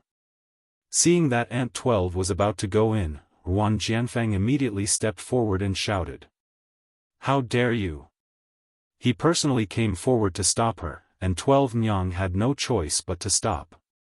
She looked up at Yuan Jianfeng, her face flushed red and her eyes filled with tears. I want to go in. His voice was very soft, but his tone was unusually firm. Yuan Jianfeng's expression was cold. Do you think the palace of the illusory god is a place where you can enter as you please? If you don't leave quickly, don't blame me for being impolite. Today was a special day, and he didn't want to make a move on this little girl. It was too troublesome. Just as 12th Nyang was about to say something, she was suddenly pulled from behind. She turned around and saw that it was Aunt 11. Sister, let's go back first. Aunt 11 was exceptionally calm as she held her hand tightly. But 12 Nyang did not want to listen. Her feet seemed to be nailed to the ground. She bit her lips and tears fell. But, sister, don't you want to go and ask? Why are you here? How did he become the first oracle? Aunt 11 finally started to waver. How could she not want to ask? But, Sister 11, Sister 12, now is not the time to talk about this. Let's go back first. At this time, little Hachi and Jian Fengqi finally rushed over. Although little Hachi was also very shocked, she was still a few years older than them. The current situation. How could it be explained in a few sentences? 12 Nyang suddenly grabbed her hand, her eyes red. Sister 8, I want to go and ask. I must go. Unlike Aunt 11, 12 Nyang was usually a soft person. She spoke very little and her voice was always soft. She had never been angry or quarreled with anyone. When she encountered happy things, she would only cover her mouth and smile. When she encountered sad things, she would only cry silently and secretly, not daring to let others know. This was the first time little Hachi saw 12 Nyang so determined to do something. She wiped her tears and said, I want to go and ask him, why did he do such a thing to Master? Did he lie to all of us? And Master? Little Hachi felt as if a fishbone was stuck in her throat. The rest of her words could not be said. She raised her eyes and looked inside. That person. Is he looking here now? Yuan Jianfeng warned in a low voice, I'll count to 3. If you don't leave by then, I'll take action immediately. Aunt 11 suddenly raised her eyes and looked at him coldly. We have something to ask Mu Qinghe. Who do you think you are? Yuan Jianfeng did not have time to get angry about the second half of the sentence. His attention was all on the first half of the sentence. How dare you? His face immediately turned cold. When the surrounding people heard Aunt 11's words, they instantly went into an uproar. What did she say? Who is she going to ask? It seems to be the first oracle. Hiss, is she looking for death? Not only did she call the first oracle by his name, but she also used such an interrogative tone. I think these people have all gone crazy. Jian Fengqi was very anxious. I said, let's go back first. I'll explain it to you in detail later. Before he could finish, an indifferent and low voice suddenly came from the palace of the illusory god. Jianfeng, is this how you guard the door? They were all stunned. This voice was very familiar. This tone was unfamiliar. Yuan Jianfeng's heart skipped a beat. He immediately turned around and said, reporting to the first oracle, these people said they want to see you, I won't see them. Mu Qinghe's voice was extremely cold. If anyone tries to force their way into the palace of the illusory god, kill them on the spot. Hearing this, everyone quieted down. Inside and outside the palace of the illusory god, there was a dead silence. Chu Luiyue looked down at the ground in front of him and suddenly smiled. Chapter 24-28. Then, she walked towards the door. Shengguan Jing said worriedly. However, when he saw the calm expression on her face, he suddenly did not know what to say. She should have known. Therefore, when Mu Qinghe said such words, her reaction was also calm and indifferent. He stopped in his tracks and did not follow. Instead, he looked back at Mu Qinghe. Su Li and Xiao Ran both realized that something was wrong and looked at each other. Outside the door, tears fell from the corners of Aunt 12's eyes. Then, she suddenly could not cry anymore. Only a chill was left, rising from the soles of her feet, making her feel cold all over.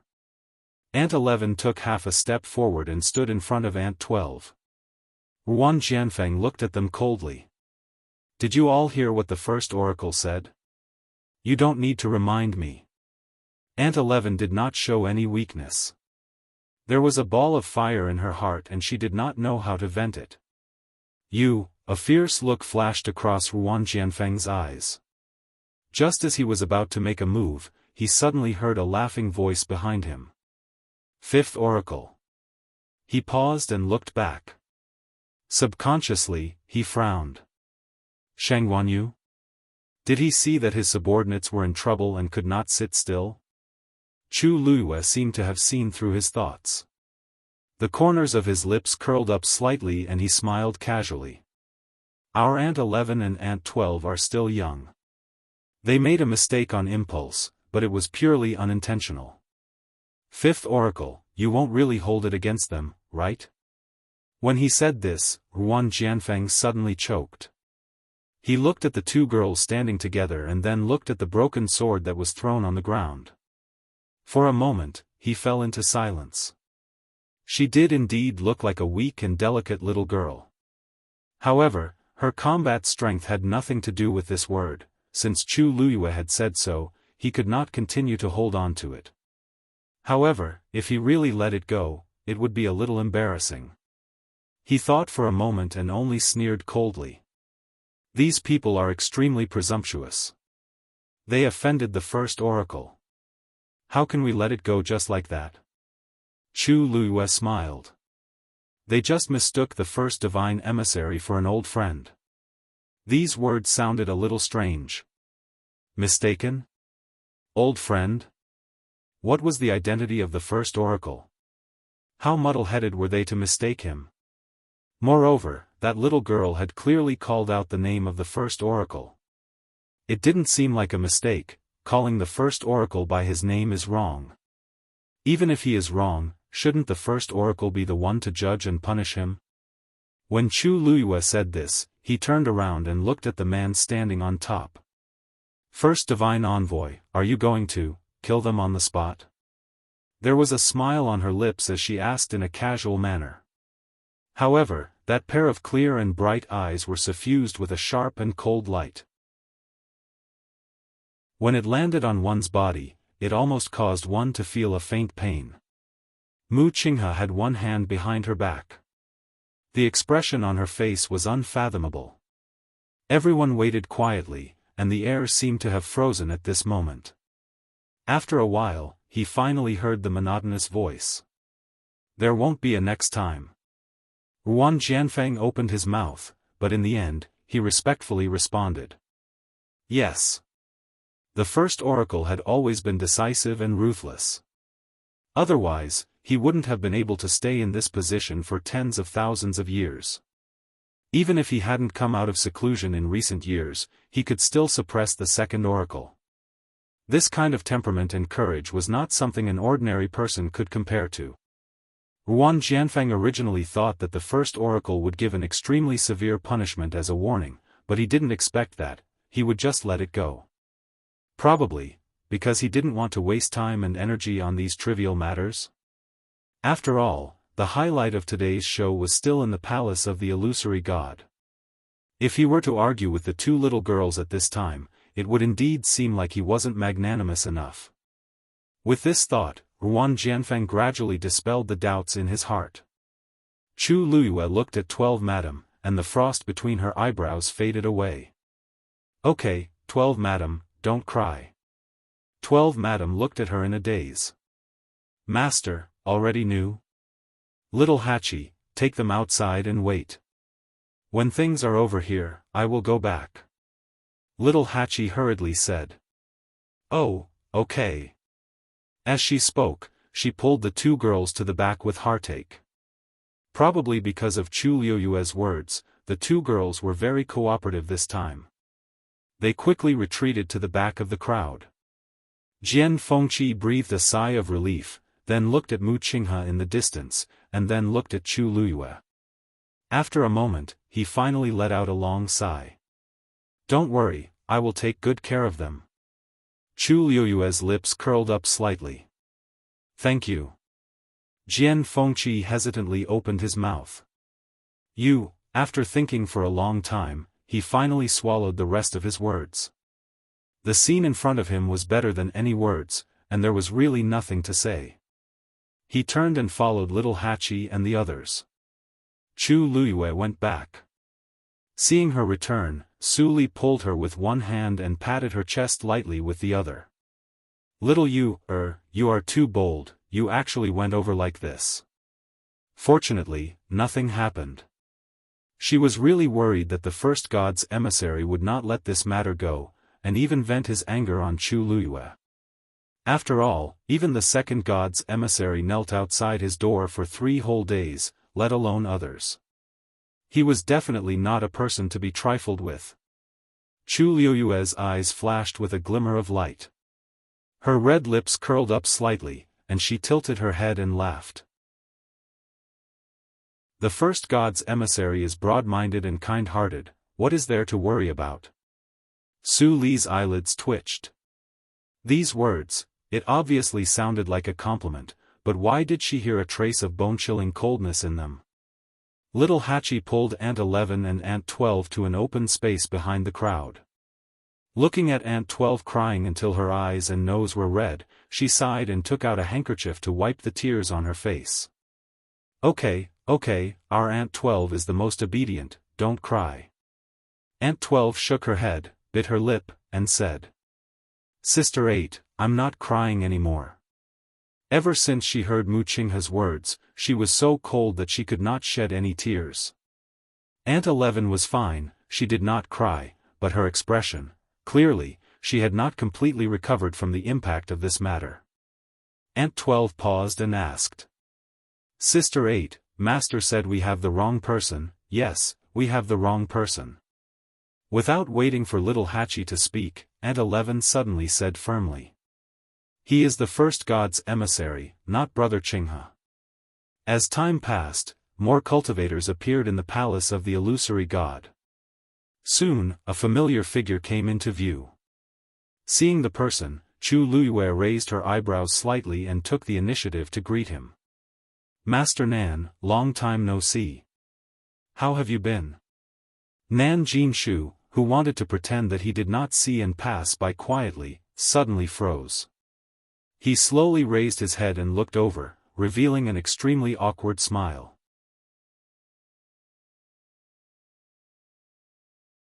Chapter 24-29. His smile was uglier than his crying face. It was obvious that Chu Liyue had traumatized him. Nan Jinshu had seen Chu Liyue from afar when he arrived. He couldn't help it.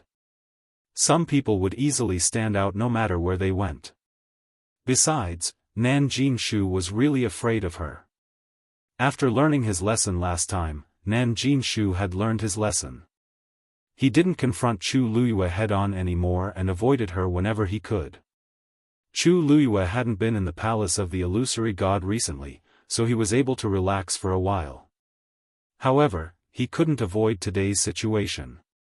Everyone in the palace of the illusory god had gathered here, let alone the palace of the illusory god. He had no choice but to come. Chu Luiyue glanced at Nan Jinshu. It seems that Patriarch Nan hasn't made any breakthroughs recently. Nan Jinshu's expression darkened. She still had the nerve to say that? If it wasn't for her, he wouldn't have been chased out of the illusory god ocean. Great. She had made a breakthrough and entered the palace of the illusory god. What about him? Even though he had the right to stand here and be envied by many cultivators, it would be extremely difficult for him to ascend to the heavens and become a divinity. He took a deep breath and said, You don't have to worry about that. If you have the time and energy to do that, I think, you should worry about yourself more. Chu Luiyue narrowed his eyes and chuckled. Nan Jinshu was still thinking about the bloodline totem even at a time like this. Well, it made sense. There were probably many people who had the same thoughts as him. Patriarch Nan, why are you being so formal? I have a good relationship with the Nan family. It's only right for me to show my concern. Nan Jinshu's mouth twitched when he heard that. He almost couldn't stop himself from cursing out loud. At this moment, he caught a glimpse of Jun Jiuqing coming from the side. Only then did he heave a sigh of relief. Family E. Chu Luiyue looked over when he heard that. It was Jun Jiuqing. After not seeing him for a while, Jun Jiuqing's aura was clearly much stronger than before.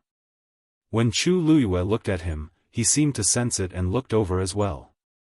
With just a glance, he seemed to have noticed something, and his eyes flashed. Chu Luiyue's heart trembled slightly. Jun Jiuqing. What did he see? However, he didn't say anything and didn't even look at Chu Luiyue. It looks like everything is normal. But this was what made Chu Luiyue feel the most strange.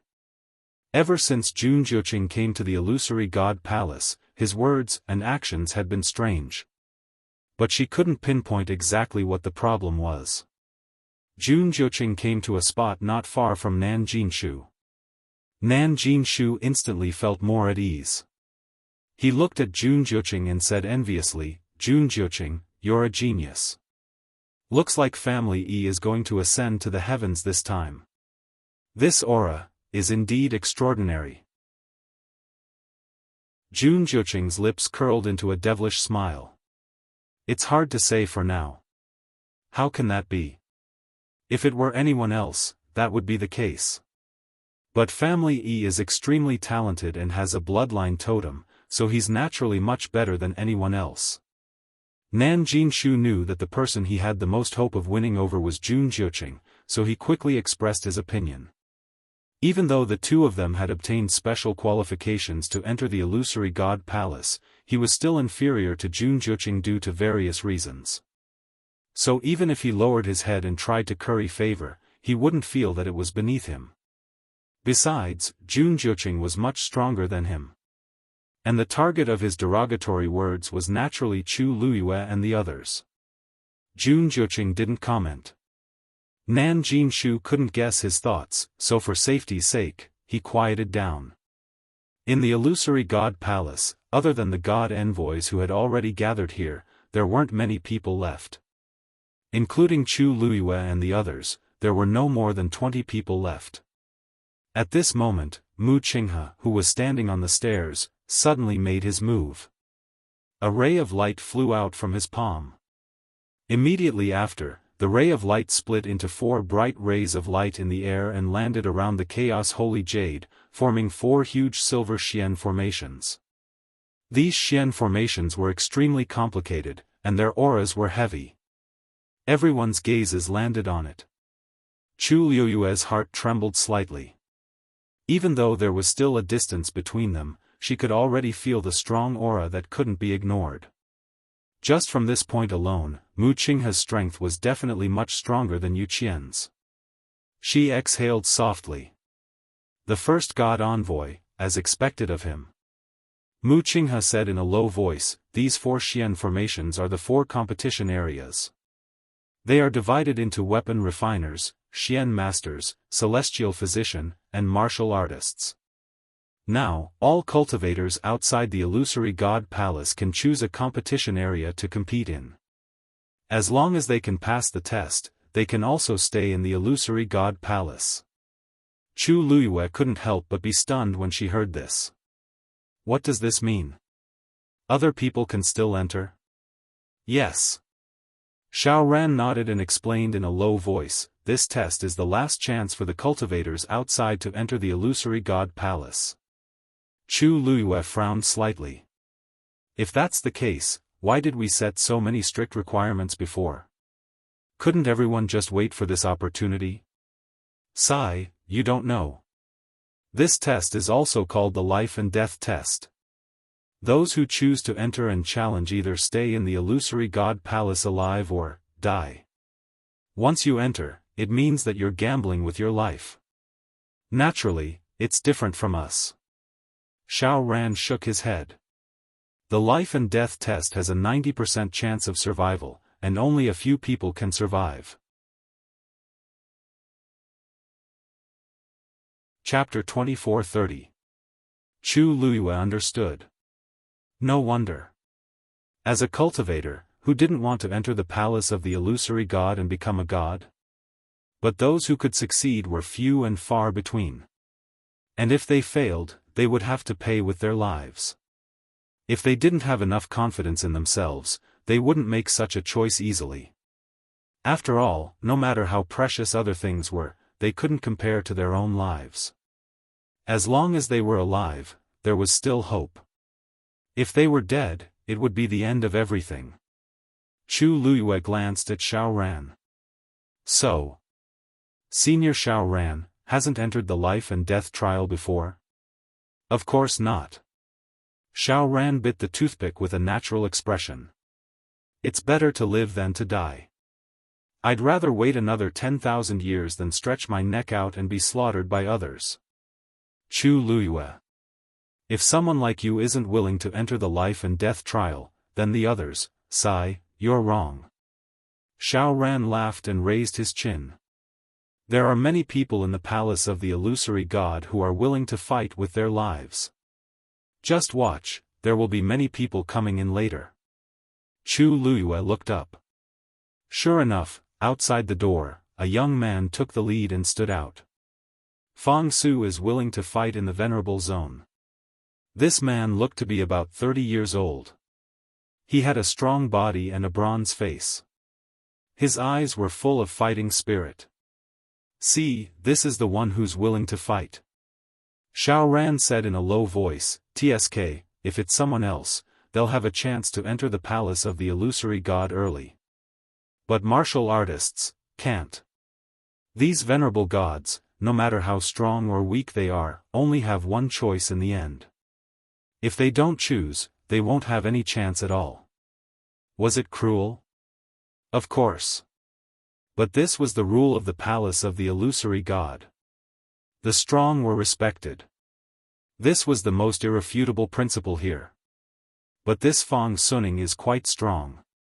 I think he'll succeed. Chu Luiyue listened and didn't say anything. Those who dared to take the lead had to have some ability. At this time, Ruan Jianfeng had let him in.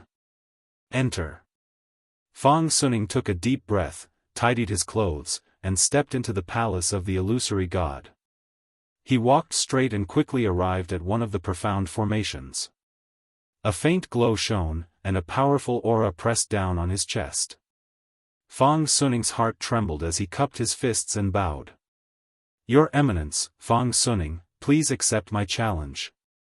Upon hearing this, Chu Luiyue was stunned. You want to challenge the fourth oracle? He's. Xiaofan moved closer and explained in a low voice. There's something you don't know. The so-called life and death trial is a trial where cultivators choose a divine emissary based on their region of competition to duel. Doesn't that mean he'll lose for sure? Not necessarily. After entering the competition area, the strength of the divine emissary would be suppressed to the same level as the challenger. In this way, the challenger's chances of winning will increase by a lot. As long as he can win, he will pass this stage. Xiaofan pointed at the fourth divine envoy. Furthermore, the divine envoy wasn't chosen randomly. Fang Suning is a god, so he wouldn't challenge a mystic cultivator like the seventh divine emissary, right? Chu Luiyue understood. I see, these divine envoys each had their own duties, and they were good at different fields.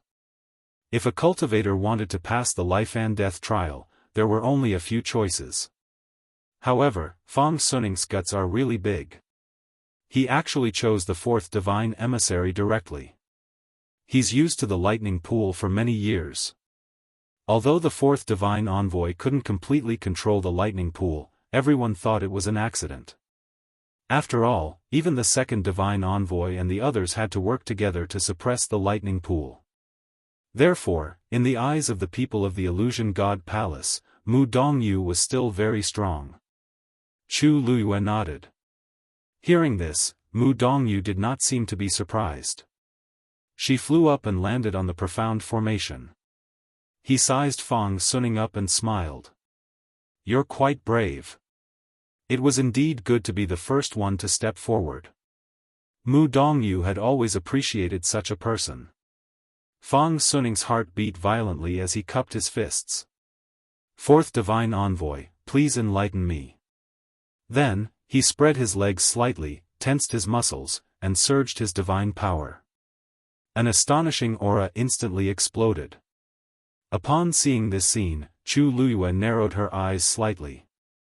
This Fang Suning was indeed a top existence among the gods. He just didn't know if he could beat Mu Dongyu in this round. In the next moment, Fang Suning's figure suddenly disappeared. Mu Dongyu's expression turned serious, and he immediately attacked. As if he had eyes on the back of his head, he turned around and threw out a palm without hesitation. Bang! A muffled sound rang out. The two's fists collided. This was their first move. Fang Suning clearly didn't hold back and used his full strength. It was indeed the only way to fight an expert like Mu Dongyu head-on. There might be some hope if he finished the battle quickly, but the longer he dragged it out, the more disadvantageous it would be for the challenger. After all, although their realms were suppressed to the same level, as a divine envoy, Mu Dongyu's strength was still stored up. The longer he endured, the harder it would be. Fang Suning also understood this, so he used a killing move from the start. Astonishing energy fluctuations spread out in all directions with the two as the center. However, when the violent energy reached the edge of the arena, it seemed to have encountered an invisible barrier that quietly devoured and annihilated it. All the confrontations and killings were firmly trapped in that region. After a moment of stalemate, blood slowly flowed out of the corner of Fang Suning's mouth. Obviously, Mu Dongyu wasn't that easy to deal with. She was the fourth divine envoy after all. I'm afraid it'll be a little difficult for him to win this round. Even if he wins, it'll be a Pyrrhic victory. Chu Luiyue whispered. An intense battle was unavoidable. So what if it's a Pyrrhic victory? As long as he can ascend to the heavens and become a god, the price is actually nothing. Xiaofan seemed to be used to this. Oh, by the way, I remember that some time ago, you had a kid who also became a god? Chu Luiyue was stunned. You mean little Zhou? Yes. He didn't come. Xiaofan glanced outside the door. Although the young man with soft, short golden hair was taciturn, he was extremely talented and strong. Chu Luiyue thought for a moment. Indeed, she hadn't seen little Zhou much recently. However, even if he came, she didn't agree to let him enter this life and death stage. He just became a god not long ago, so his chances of winning are probably not high, she said with a smile. Xiaofan thought about it and agreed. He rubbed his chin. Hey, other than him, don't you have a few subordinates who are also quite strong? Tsini. Tsini? Is that his name? He didn't come either.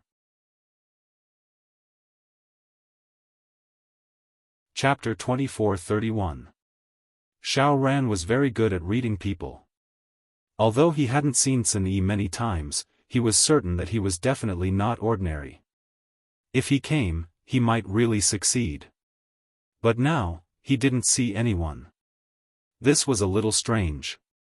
He seems to be the boss of your subordinates. He actually didn't come on such an important day? Xiaofan was very surprised. Chu Luyue was also stunned. It was fine if she didn't think of it before, but now that Xiaofan said this, it seemed to be true. After she and Rongxiu finished the game of chess, she came straight over and didn't see Sun Yi. At that time, she casually asked, and little Hachi only said that Sun Yi seemed to be busy. It had been a while, but he still hadn't come over. If he's willing to help, I think, he can also enter the palace of the illusory god, right? Xiaofan said. He even felt that more than one of Chu Liyue's subordinates could do it. After all, there was already Qi Han. Chu Liyue pondered for a moment and smiled. They always have their own ideas. Supreme Dr. Liang He, please fight. Suddenly, a familiar voice came from outside the door. Many people looked over. A man walked out of the crowd. Chu Liyue took a closer look. It was Liang He. However, the current him had undergone a huge change compared to the past. He had lost a lot of weight and had green stubble. His cheeks were slightly sunken, and his eyes were lifeless. He looked extremely haggard and didn't have the slightest bit of his former high spirits. One had to know that he was the youngest supreme doctor in the entire illusory god palace. Everyone, including Xu Jing, felt that he was the most likely to successfully enter the palace of the illusory god. Unfortunately, after suffering a series of blows, he had almost lost all his confidence. He was in a daze all day and couldn't improve in alchemy. It had dragged on until now, resulting in its current state. If it wasn't for Mu Qinghe's bell, he wouldn't even know what day it was. After hesitating for a while, Liang He decided to come over. After all, he had put in a lot of effort before, and he was unwilling to give up now. Seeing Liang He arrive, the crowd fell silent for a moment.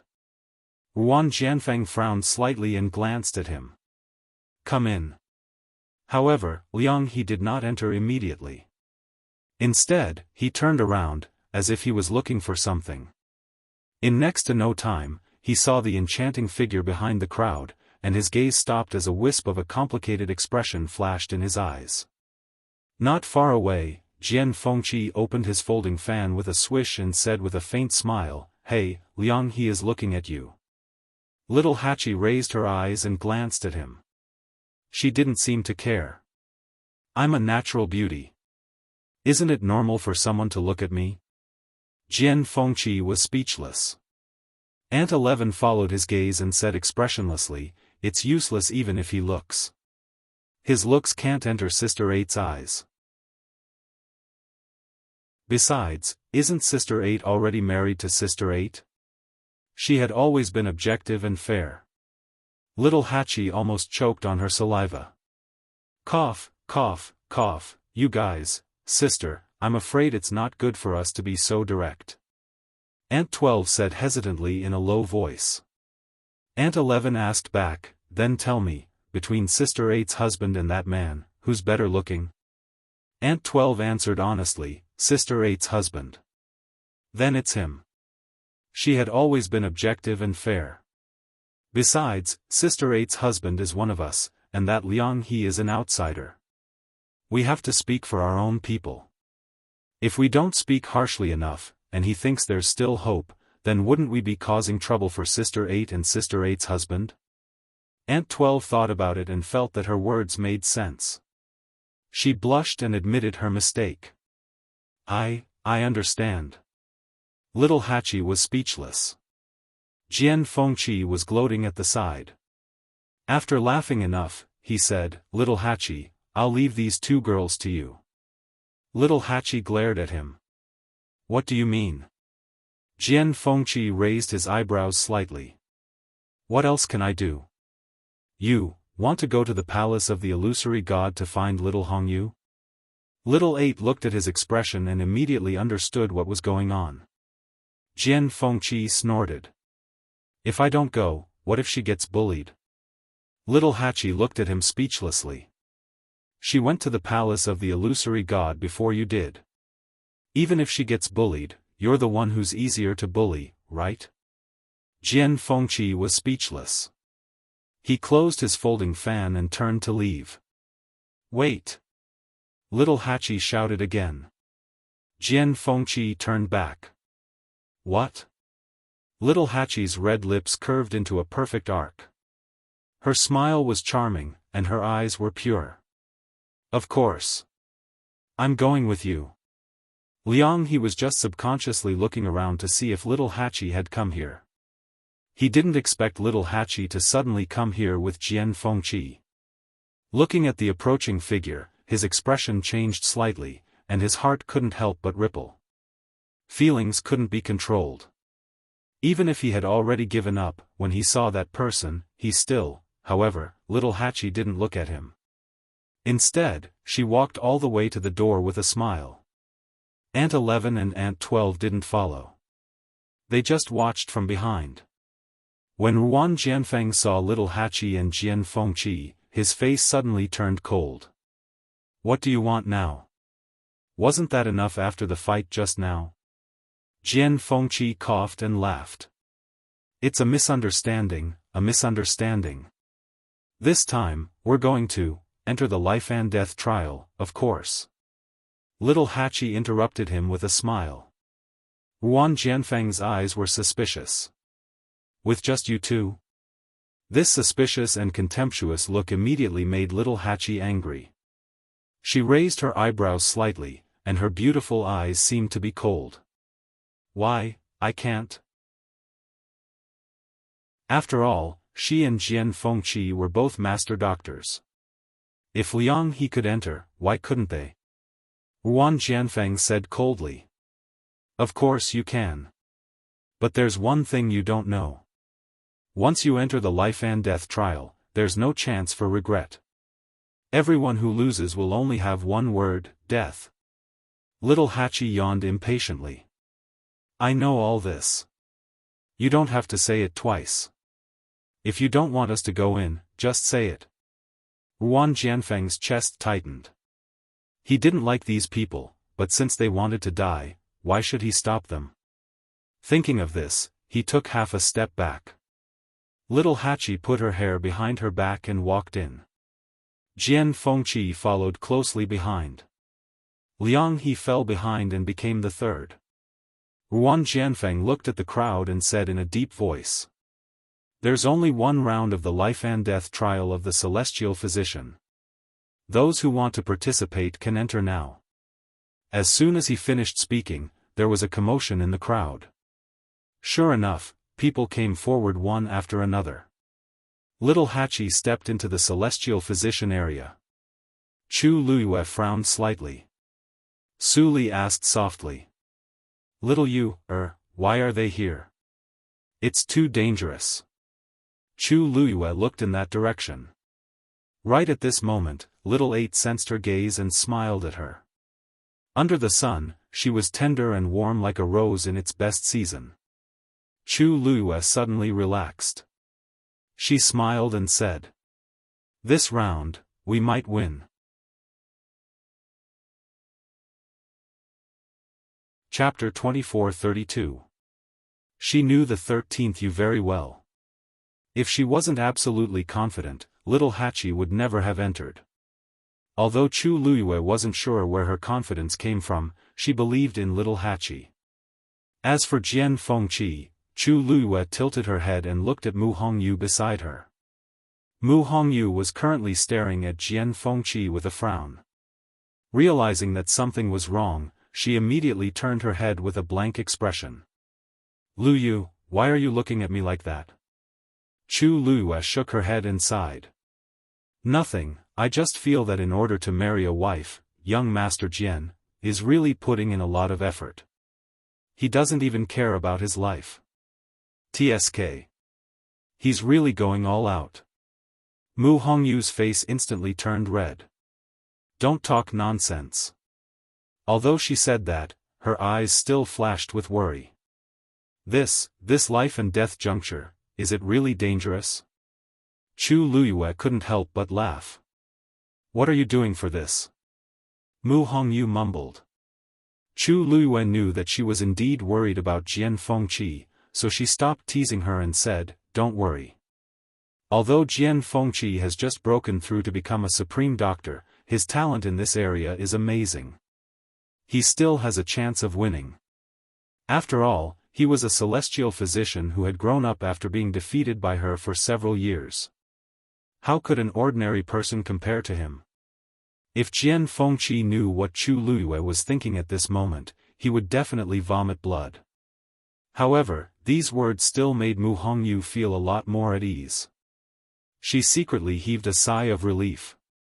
The few of them stood still in the celestial physician competition area.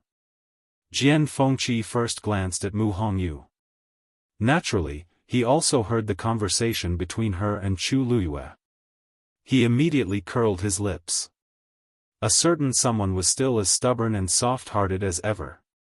He whispered, "Little Hachi, just now the fifth oracle said that all the celestial physician will have to go through this round of life and death together. Does that mean that our opponents are the same? Do you even need to ask?" Little Hachi glanced at him. A celestial physician was different from a martial artist. If one wanted to determine the level of a celestial physician, there was no need for a one-on-one duel. All one needed to do was to refine medicine. As long as the pill you refined was of a higher grade and had better medicinal effects, you would naturally win. Then this candidate. Jian Fengqi suddenly thought of something, and the corner of his eyes twitched violently. This candidate, isn't there no choice?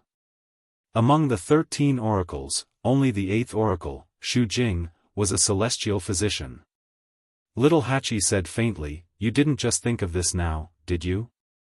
Jian Fengqi was speechless. Just now, he only wanted to come in and see Mu Hongyu. Why would he think so much? Little Hachi smiled brightly. "Oh, isn't he here?" Jian Fengqi looked up and saw Shu Jing walking towards them. His forehead twitched violently, and he suddenly looked at Little Hachi. He lowered his voice and asked, "You did it on purpose?" She must have known that she would have to go up against Shu Jing in this round, so she was so eager to give it a try. She was most likely waiting for this opportunity to have a good fight with Shu Jing. Little Hachi blinked innocently. "How could I? My master is still here, how could I not come?" As for dealing with Shu Jing, it was just a matter of convenience. Jian Fengqi rubbed his face. He had a hunch that today, he was bound to witness a great battle. Shu Jing didn't need anyone to take the initiative to come over. She was in charge of Herb Mountain, so she was naturally the most suitable person to fight in this life and death round. When she reached the top of the competition area, her gaze calmly swept across Little Hachi, Jian Fengqi, and the others, and finally landed on Liang He. She shook her head. "Liang He, you disappoint me." Liang He immediately looked ashamed. The 8th oracle had indeed treated him well and had taken care of him a lot. But, he didn't cherish it. "It's just for a woman, why do you have to go to this extent?" Shu Jing said lightly. As soon as she said this, everyone around them fell silent. Many people subconsciously looked at Little Hachi. There was no need to say who the woman in her words was referring to. Other than Little Hachi, there was no one else. Although everyone knew that Liang He had failed to pursue Little Hachi, Shu Jing's words were undoubtedly hinting that it was because of Little Hachi that Liang He had fallen to this state. She was scolding him in a roundabout way. Liang He's face instantly turned a little ugly. "8th oracle, I blame myself for this. It has nothing to do with anyone else." Shu Jing shook her head, and a trace of mockery flashed across her eyes. "You're still thinking about someone else at this time. Why don't you think about yourself? How did you become like this in just a few months? You're sad and depraved for someone else, but other people don't even want to look at you." Liang He's face turned red and white at the same time. He subconsciously looked at little Hachi and wanted to explain, but the more anxious he was, the more he couldn't say anything. At this moment, little Hachi suddenly sneered. "Eighth Oracle, what do you mean? Why don't I understand?" Xu Jing lifted her chin slightly. "It's okay if others don't understand, but you should know best." Little Hachi crossed her arms and smiled charmingly. "It seems that the Eighth Oracle has a big misunderstanding about me. Since that's the case, I'll take this opportunity to make things clear today. Liang He, tell me, have I done anything wrong to you?" No, at the very beginning, this young lady had already told you clearly that this young lady already has someone she likes. It was you who kept on pestering me. I'm magnanimous and I didn't pursue this matter with you. Why are you still playing the blame game in the end?" She shrugged and blinked her eyes innocently. "Liang He, Eighth Oracle, I'm going to clear my name today. Otherwise, if Brother Yan Qing hears this, what if he gets jealous and angry?"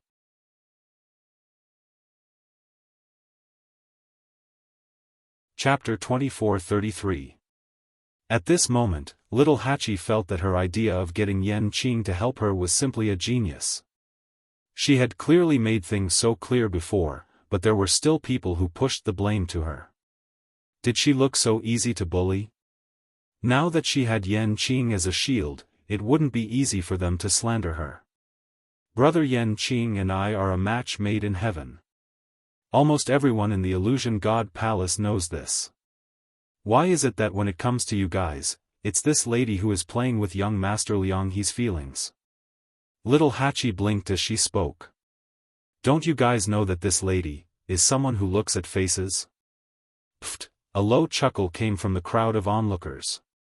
Although it was quickly suppressed, it still caused a lot of people to laugh along with it. Everyone secretly exchanged meaningful glances with each other. Gradually, sounds of discussion could be heard. "Yeah, a few days ago, I was at Herb Mountain and saw little Hachi going in and out with a man. Although the distance was a bit far, that man was indeed tall and handsome. He looked like a talent. I saw it too. Although he looked cold, he treated little Hachi extremely well. The two of them walked all the way and didn't even let go of each other's hands. He seemed to be a god. His talent and strength are indisputable." "Really? If that's the case, little Hachi really has no reason to care about Liang He. Tisk, there are so many people who like little Hachi. Who is Liang He? Little Hachi has always treated everyone equally and rejected all of them. I met her a few times, but I couldn't even get a word in. Liang He wasn't the only one who was rejected. Why is he the only one who was rejected? I think he's the one with the problem." "I think so too. If I were her, I would also choose that person." The words of the eighth divine envoy just now were a bit. Everyone was discussing. Chu Liuyue's eyes twitched as he listened. Little Hachi and Yan Qing. When did this happen? They even went to the Herb Mountain hand in hand? She thought about this scene seriously and found it hard to imagine. Yan Qing's icy face, she seemed to have missed something important. Liang He couldn't wait to find a hole to crawl into. He hurriedly explained. "Eighth Divine Envoy, this matter is indeed a misunderstanding. There's really nothing between me and little Hachi. The reason why I've been like this recently is because I've lost a few matches. That's why. But it has nothing to do with little Hachi. He liked little Hachi, and he had indeed suffered a huge blow before. However, when he heard Xu Jing's words, he still felt a little uncomfortable. Coupled with the pressure from everyone's comments, he had no choice but to clarify. It would be best if I can pass this life and death situation today. If I can't, then it's my own incompetence. It has nothing to do with little Hachi. Eighth Divine Emissary, please take back what you just said." Xu Jing's expression was very unsightly. However, she didn't feel that she was wrong. Instead, she was even more certain that it was little Hachi's fault. If she didn't have such a foxy face, why would so many people speak up for her? Moreover, the words, "Brother Yan Qing," were really ear-piercing. At the same time, the divine envoys near the main hall of the illusory god palace had different expressions when they heard little Hachi's words.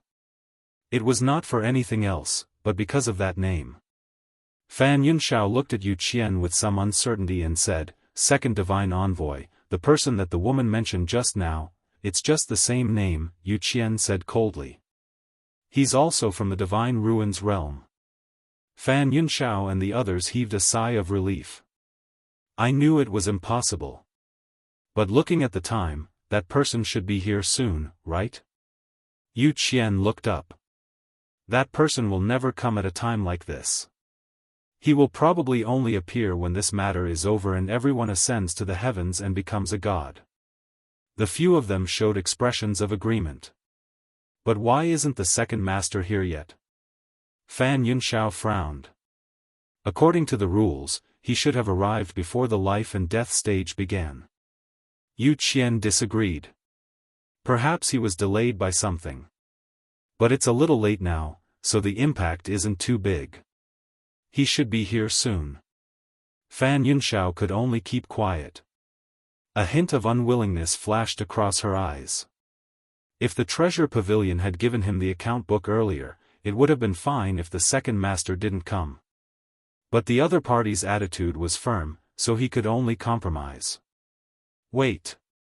Xu Jing took a deep breath, suppressed the impatience and irritation in his heart, and looked around. At this moment, including little Hachi and the others who arrived first, there were a total of 11 people who were determined to pass the life and death stage in the Celestial Physician competition. Xu Jing said, "The rules for this stage are very simple. There are no restrictions. As long as you can refine a pill that is outstanding enough, you will pass." With that, she waved her hand and summoned a three-legged bronze cauldron. From the looks of it, she was planning to start refining the pill directly. Sure enough, in the next moment, she slapped her hand on the cauldron, boom. A blue flame burned fiercely in the cauldron. Upon closer inspection, there was a hint of silver in the blue flame. The surrounding temperature rose instantly, and the aura was shocking. Little Hachi narrowed her beautiful eyes and raised the corner of her lips. Then, she summoned her own cauldron. Boom! A cluster of dazzling flames burned brightly. Treasure Pavilion. In the room, Yen Gu was pacing back and forth with his hands behind his back. Cheng looked at him helplessly. "Second Master, it's already so late. Why aren't you going?" Yen Gu stopped in his tracks and looked out the window. Finally, he took a deep breath. "Let's go." Digression, the 5th chapter was slightly later, about 3:00. Then I realized that this book is really about to become a mystery. Ha ha ha ha ha.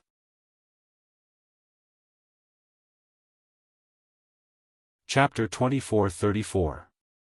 After the Celestial Physician competition started, the blacksmiths and mystic masters entered the venue one after another. The mystic masters naturally sent out Jin Yunlai to fight one by one. As for the blacksmiths, unexpectedly, no one came out after a long time. After waiting for a while, the divine envoys looked at each other. The other cultivators were also at a loss. At this moment, Mu Qinghe's voice sounded. "The banquet will come later. The competition will continue as usual." Hearing this, many people's expressions changed subtly. Only then did they remember that the 10th divine envoy had not shown up for a long time. Outsiders did not know, but Yu Qian and the others knew that Jiulong was imprisoned in the illusionary god sea. They thought that the first divine envoy would release them in advance, but they did not expect him to wait until now. However, since he said so, he should be here soon. Someone could not help but whisper. "The lightning pool has been sealed. I'm afraid it's not easy to use the Tianlei to refine the divine artifact. What should we do?" This was actually the problem they were most worried about. As soon as they finished speaking, Mu Qinghe waved her sleeve. Several silver lightning bolts flew out rapidly. Then, they all fell into the chaos holy jade. The sunken area in the middle was actually filled with silver heavenly lightning. Streaks of silver snake-like power swam and attacked it. One could even hear crackling sounds coming from it. This is enough for you to pass the trial of life and death, Mu Qinghe said. Many people were secretly speechless. The first divine envoy was indeed extraordinary. His first move was so shocking. This Tianlei was definitely enough to refine the divine artifact of a venerable. If they wanted to go up, they would have to summon the power of the Chaos Holy Jade. Only then did the blacksmiths relax and start to work. Everything was proceeding in an orderly manner. Next to the Chaos Holy Jade, the 4 competition areas were engaged in fierce battles. Chu Luiyue looked around and finally focused on the Celestial Physician competition. After all, Little Hachi and Jian Fengqi were both there. As the flame burned, Little Hachi placed the herbs in one by one. Her movements were smooth as flowing water. Even Chu Luiyue was stunned. Although she knew that Little Hachi was quite good in this aspect, she had never really seen her concoct pills. Especially after Little Hachi broke through to become a senior doctor, such opportunities became even rarer. Therefore, even she couldn't help but be secretly surprised when she suddenly saw it. Su Li's eyes lit up as she praised him. Little you, I remember that Little Hachi just broke through to Senior Medical Master not too long ago. How can he be so powerful? Although she was not a celestial physician, she had seen the Supreme Doctor refine pills many times. Little Hachi's technique could be ranked in the top 3. Chu Luiyue smiled. She's always been smart, and she's been coming to Herb Mountain recently. No wonder she's like this. Su Li nodded thoughtfully.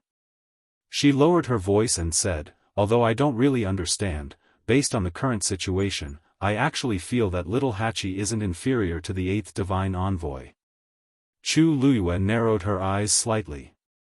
Actually, this wasn't Su Li's illusion. In fact, she also felt this way. In the Celestial Physician competition, Xu Jing's own strength was also suppressed to that of a senior medical master. Everyone started to refine pills at the same time. This feeling of contrast was even more intense. Xu Jing's movements were skillful, and so was Little Hachi. Xu Jing had an excellent grasp of propriety, and so did Little Hachi. Xu Jing could adjust the flame according to the characteristics of the herbs he put in at different times. Little Hachi was the same. Compared to the two of them, the remaining celestial physician actually gave birth to a sense of clumsiness. Liang He and Jian Fengqi were slightly better, but the gap between them was still obvious. It seemed that Little Hachi had put in a lot of effort during this period of time. Even the onlookers could see the contrast, let alone those who were in the competition. Xu Jing didn't take Little Hachi seriously at first, but gradually, as time passed, she finally realized that Little Hachi's strength was much stronger than she had expected. The distance between her eyes wasn't far, so she could see it when she looked up. Little Hachi stood in front of the medicine cauldron with a smile on her beautiful and charming face. Her every move was filled with an indescribable sense of beauty. That was the smoothness of her understanding of the characteristics of the herbs and flames to the extreme. As she moved, the broken jade beads on her wrist jingled. In the eyes of the crowd, she didn't look like she was refining pills at all. Instead, she looked like she was dancing. Just standing there, she was as beautiful as a painting. Xu Jing frowned. She added a few more herbs and secretly sped up the refining speed. Little Hachi suddenly curled her lips into a smile. Is the 8th Divine Envoy anxious? However, refining pills wasn't something that could be done in a hurry. This Xu Jing really couldn't keep her composure. I really don't know how she got the position of the 8th Divine Envoy. Little Hachi thought as she methodically refined the various herbs in the medicine cauldron step by step. Suddenly, a heavy crash came from the side. Bang! Chu Liuyue's eyes turned slightly. It turned out that the competition between Fang Suning and Mu Dongyu had ended.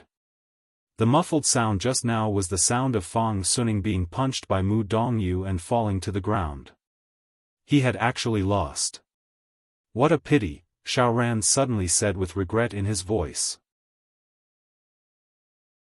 Immediately after, Chu Luyue saw a few streams of light suddenly fly out from the Xian formation under their feet. Like ropes, they wrapped around Fang Suning tightly. His body was covered in wounds, and his face and hands were stained with blood. He looked very miserable.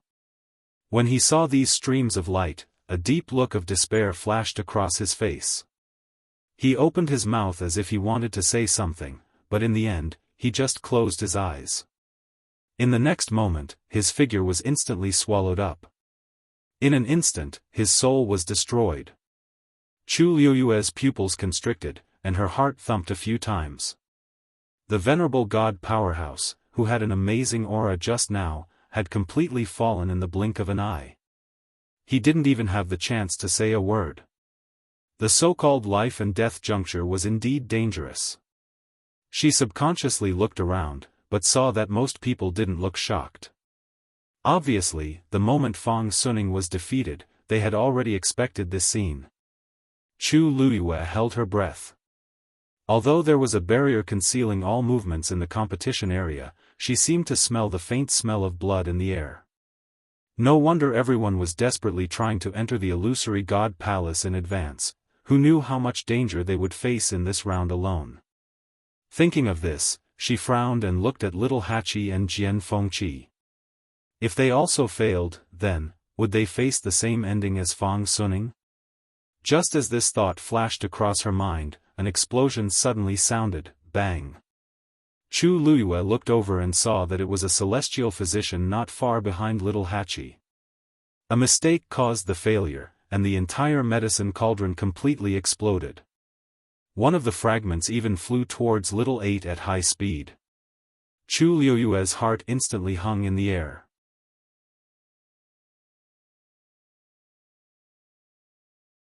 Chapter 24:35.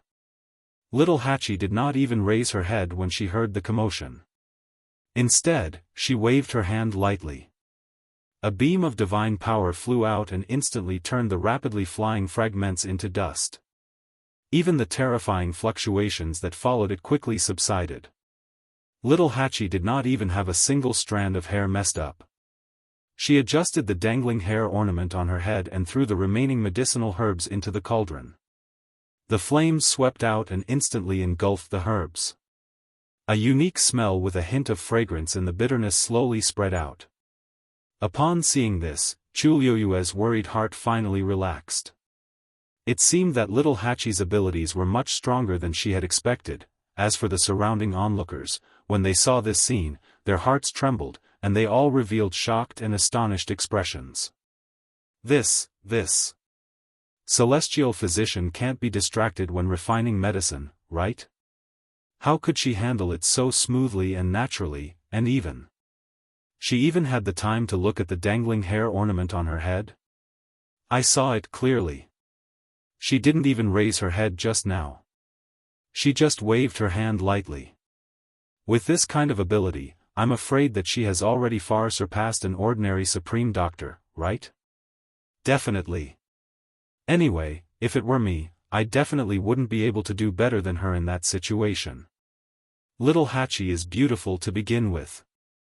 I didn't expect her to be so secretive, everyone was discussing animatedly. Little Hachi's red lips curled up slightly when she heard this. If she did not show some tricks, would these people really think that she was just a flower vase? Jian Fengqi, who wasn't far from her, was currently focused on the cauldron in front of him. In addition, little 8's hand was coincidentally covered by her own body, so Jian Fengqi couldn't see it.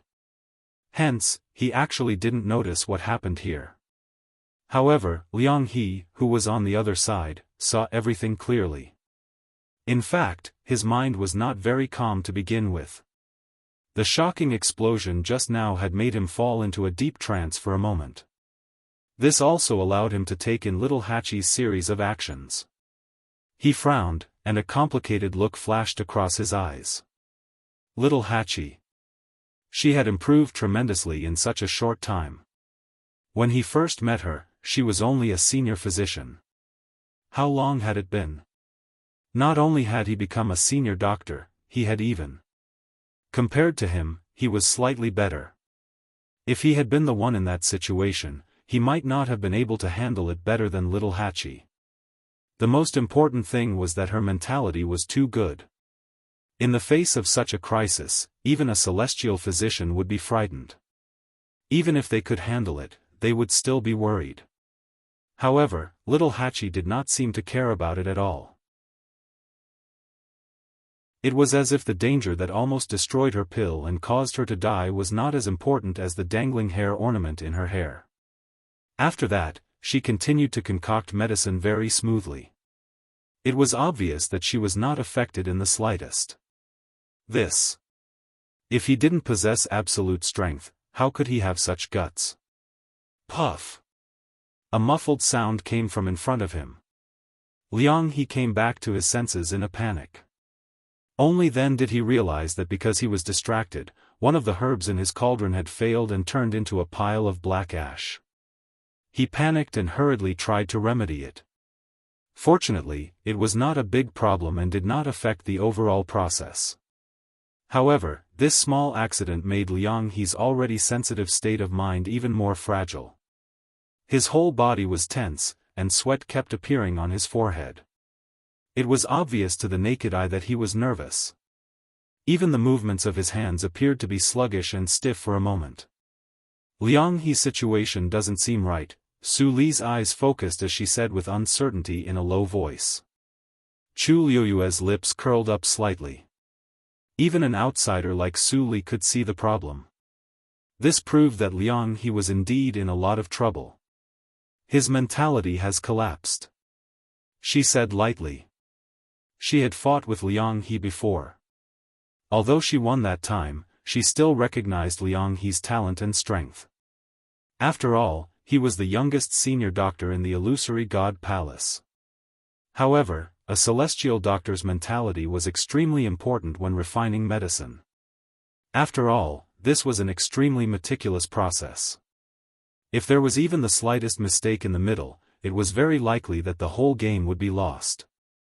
The previous series of events had obviously caused him a lot of damage, so much so that he was dispirited until today and hadn't completely adjusted. Now that he saw little Hachi's stunning performance, it was one disaster after another. Su Li thoughtfully nodded her head. Then. Little Yu, do you think he can still win this round? Chu Luyue paused for a moment and shook her head. I'm 80% sure he can't. If Liang He was at his peak, his chances of winning would still be very high. But now, then his mental fortitude is really a little weak. Su Li said with some regret. She was completely convinced by Chu Liuyue's words. Since she said it couldn't be done, then it definitely couldn't be done. Thinking back, when they had just arrived, everyone in the illusory god palace was full of admiration and envy when they mentioned Liang He. In the blink of an eye, he had become like this. Disregarding everything else, just this point alone was indeed a pity. Xiao Ran suddenly shook her head and sighed, smiling somewhat helplessly. Liang He became famous at a young age, so he's extremely arrogant. It's normal that he couldn't take the blow. He had always been high and mighty and was highly sought after. Once he fell from the clouds, it was the easiest for him to be unable to recover. Liang He was the most vivid example. On the surface, it seemed that little Hachi had casually resolved a crisis.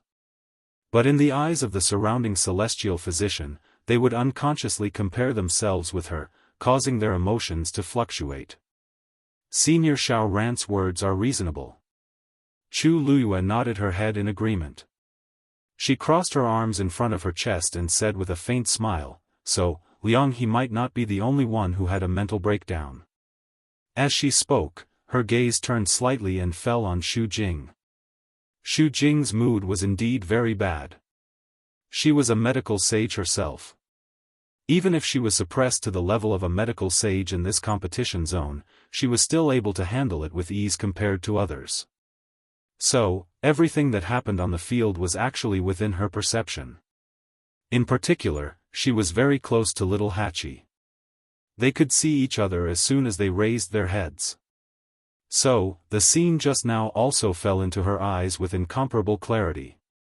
How could this be the reaction of a person who had just broken through to the level of a medical sage less than a year ago? Xu Jing was first shocked, then in disbelief. In the end, her chaotic emotions intertwined and gradually made her angry. A lowly person who she didn't even take seriously actually had such strength. If she was given more time, it might not be impossible for her to break through the level of a medical sage. Thinking of this, Xu Jing felt even more annoyed. At this moment, little Hachi had finished refining the last medicinal herb. She slapped her palm on the medicinal cauldron, and the flames within instantly burned even more fiercely. Condense. With a delicate shout, the countless medicinal herbs in the medicinal cauldron began to fuse together. Everyone was shocked. Little Hachi actually started to refine pills before Xu Jing.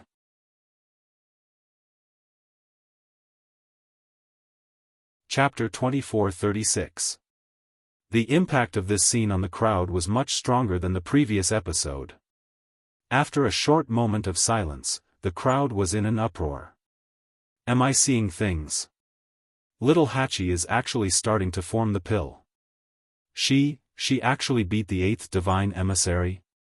Doesn't this mean that her strength is even higher than the 8th? That might not be the case, right? Although everyone was refining Supreme Doctor level pills, there was still a certain level of difference between pills of the same level. Maybe the pill refined by the 8th divine emissary is better than hers? No way. I saw it clearly. Little Hachi is preparing to refine the green scarlet fire pill. That was one of the top 3 pills among the honorable doctor level pills. The 8th divine emissary is refining the divination pill. Although it is usually called the number 1 Supreme Doctor pill, it is actually not much stronger than the green scarlet fire pill. Moreover, the 8th divine emissary is a medical sage. No matter how much she suppresses her strength, she shouldn't be slower than little Hachi. There were many Supreme Doctor experts in the illusory God Palace. Other than a small number of them who had entered the life and death juncture, most of them were watching this scene from outside the illusory God Palace. Others didn't understand, but they understood it the most. With the current progress, little Hachi was indeed ahead by a bit. After listening to these people's explanations, the surrounding crowd gradually understood. When they looked at Xu Jing again, their gazes were much more complicated. This was the 8th divine emissary not using her full strength, or? Xu Jing heard all the words clearly. All the gazes made her feel uneasy. She secretly gritted her teeth, and a trace of resentment quickly flashed across her eyes. When she saw little Hachi starting to form the pill, she knew something was wrong. As expected. As soon as this matter came out, the others immediately began to suspect her. Xu Jing was very sullen in her heart, and there was even a trace of anger in her embarrassment. Because, she really didn't hold back. As a divine emissary, how could she purposely go easy in a life and death juncture? The first divine emissary was watching from behind. Moreover, the moment she saw little Hachi participating in the competition, she had already made up her mind to teach her a lesson. As long as little Hachi was defeated, there was only one outcome, death. Xu Jing had been holding a grudge against her for a long time, and he had long wanted to get rid of her. However, due to various reasons, it had been delayed until now. Now that such an opportunity had suddenly appeared, how could she bear to miss it? But who knew? Little Hachi's strength was rising rapidly. Compared to her, she wasn't any weaker. She even managed to form the pill before her. Xu Jing thought that this was a great humiliation. Her face felt like it had been slapped twice, and it was burning with pain. She glanced at little Hachi from the corner of her eye. Inside the medicine cauldron, a dazzling flame burned fiercely as several kinds of medicinal herbs gradually condensed. Gradually, there was already a fist-sized spherical medicinal pill. Xu Jing's heart skipped a beat. Little Hachi's pill refinement could be said to be extremely smooth. As long as there were no accidents later on, then, it was basically a success. She took a deep breath and did not want to be outdone. She started to form the pill. Condense. Boom. With a thought, the flame in the medicine cauldron burned wildly again, enveloping all the medicinal herbs in it and condensing them in the middle at the same time. Soon, the same round pill appeared in the middle of the flame. After refining thousands of medicinal herbs, they condensed at the same time and formed the pill. Such a method. As expected of Xu Jing. Fan Yunxiao praised with one hand behind her back. Unlike little Hachi's method of adding ingredients bit by bit, this method of forming the pill in one go would make the pill better in terms of appearance and internal medicinal effects. Of course, the difficulty was also higher. Although she was one step behind little Hachi just now, this move undoubtedly won back some face for Xu Jing. Yu Qian frowned and said in a low voice, "She is the medical sage. If she can't even do this, what will she look like?" One had to know that Xu Jing represented the palace of the illusory god and all the divine envoys. Being surpassed so easily, even if the competition was not over yet, it still made people feel very uncomfortable. The smile on Fan Yunxiao's face gradually faded. She shut her mouth in embarrassment and swallowed the rest of her words. Yu Qian usually looked gentle, but he was extremely arrogant and even conceited. Of course, he was not happy to see such a situation. Thinking of this, Fan Yunxiao suddenly turned around and looked at the figure on the steps of the palace of the illusory god. The man in the grayish-blue brocade robe was tall and straight, and his expression was indifferent. There was no emotion on his face. Fan Yunxiao retracted her gaze and could not help but think in her heart, the first divine envoy is still the first divine envoy after all. He is not like the second divine envoy, who can't keep his composure. That person is watching from above and hasn't expressed his opinion yet. Is it appropriate for the second divine envoy to be so impatient? Of course, these thoughts were only in Fan Yunxiao's heart. She did not dare to show it. No matter who it was, these two were people she could not afford to offend. Little Hachi is really amazing. Mu Hongyu sighed. You're almost forcing the eighth divine envoy into a corner. Chu Luyue smiled and looked at her. Hongyu, lower your voice. It won't be good if someone else hears you. Anyone with a brain could guess who this someone else was. However, even though Chu Luyue said this, he did not deliberately lower his voice. Xiao Ran silently looked at the two of them. Are you guys really not doing this on purpose? He did not know if it was an illusion, but the eighth divine envoy's expression seemed to have turned colder. Mu Hongyu stuck out her tongue. I'm telling the truth. Can't I even speak the truth in the palace of the illusory god?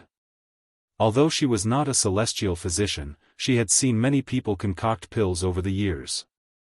In addition, she was very smart. With just one look, she could tell what Xu Jing was thinking. In fact, everyone present, as long as they were not blind, could tell. After all, her performance was too obvious. Of course, this matter could not be entirely blamed on her. If she did not seize the opportunity to counterattack, she would really be suppressed by little Hachi.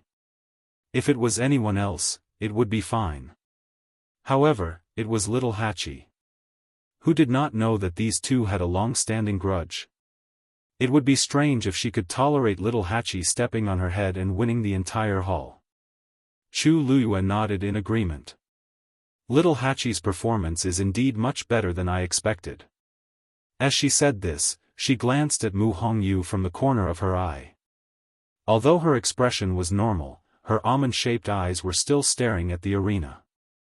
She followed her line of sight and looked in that direction. A meaningful smile immediately appeared on her face. Then, she sighed softly.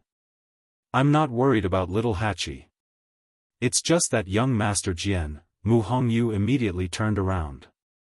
Her eyes were filled with nervousness. What's wrong with him?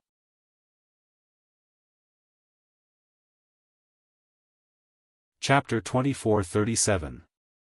Chu Luiyue suddenly stopped talking. He raised his eyebrows and asked, Hongyu, why are you so nervous? I am not nervous.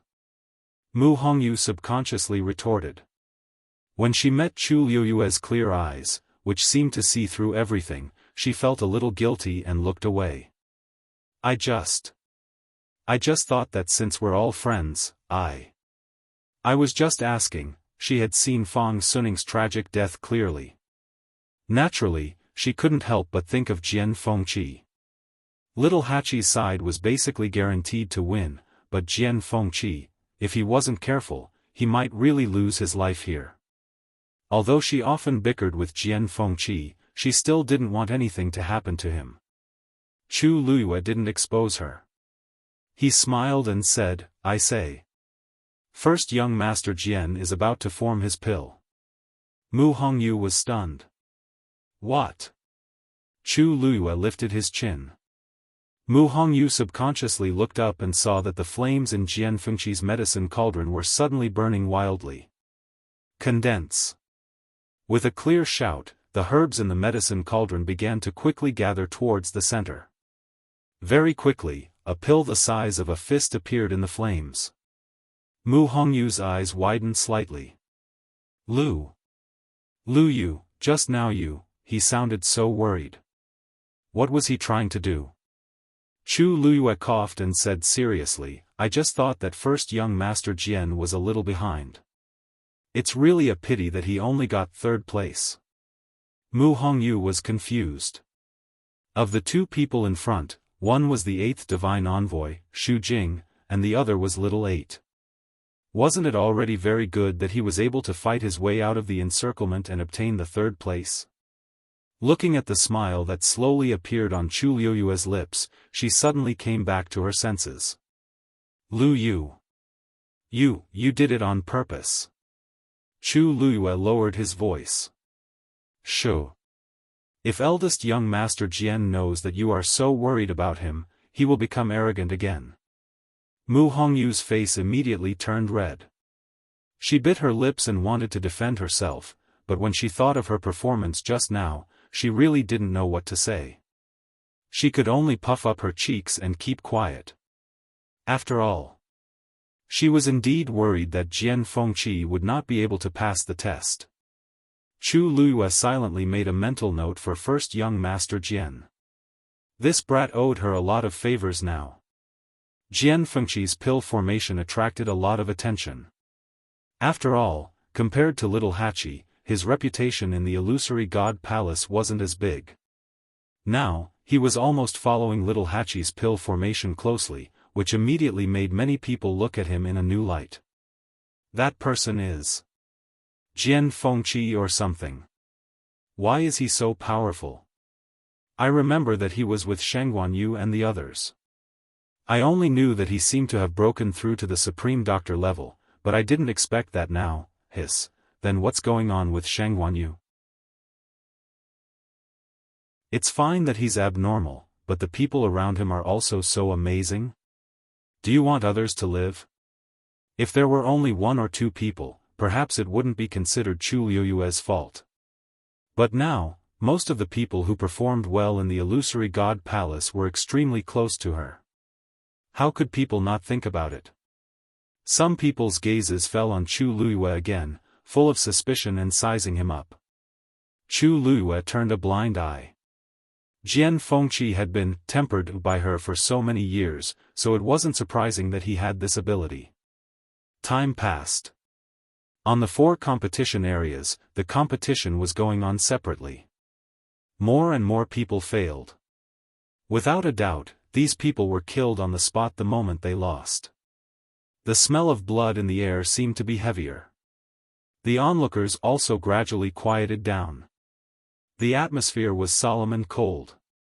Including the celestial physician area that Chu Luyue cared about the most, for supreme doctors had already fallen one after another. Chu Luyue frowned slightly. This life and death situation is indeed difficult. In other words, it was cruel and bloody to the extreme. Xiao Ran heard her voice and shook his head helplessly. It can't be helped. Everyone wants to become the strongest existence in the world, but it's not that easy. The moment this choice was made, everything was decided. It's not easy for Supreme God, Supreme Doctor, Supreme Grandmaster, Supreme Artificer to grow. It's a pity to use this competition to decide their life and death. Chu Luyue sighed. Xiao Ran heard this and shook his head. You're right, but there are thousands of cultivators in the world, and everyone is at the top. Those who can't compete will naturally be eliminated. This is the rule of the illusory God Palace. It's not that easy to cultivate and become an expert.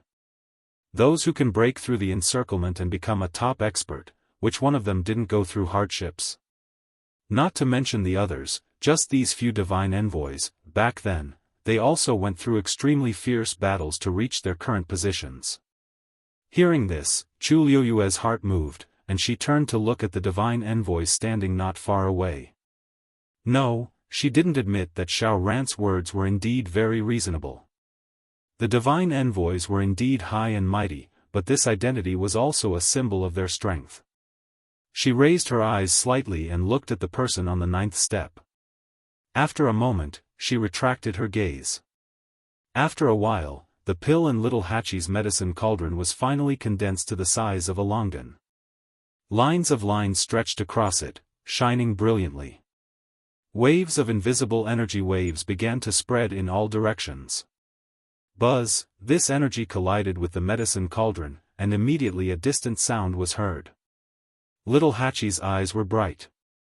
It's about to succeed. She carefully controlled the flame in the medicine cauldron and carried out the final refinement. At the same time, Xu Jing's brows were slightly furrowed. She still needed the last quarter of an hour to complete the refinement of the pill. But little Hachi's side had already begun to finish. Moreover, from the current situation, little Hachi's green glass scarlet fire pill was most likely going to succeed. Thinking of this, Xu Jing's heart felt like it was on fire. Many thoughts flashed through her mind. What should I do in order to win this match beautifully and get rid of little 8 at the same time? Suddenly, there was a commotion outside the illusory God Palace. Hearing the commotion, Chu Luyue glanced over. 2 familiar faces came into view.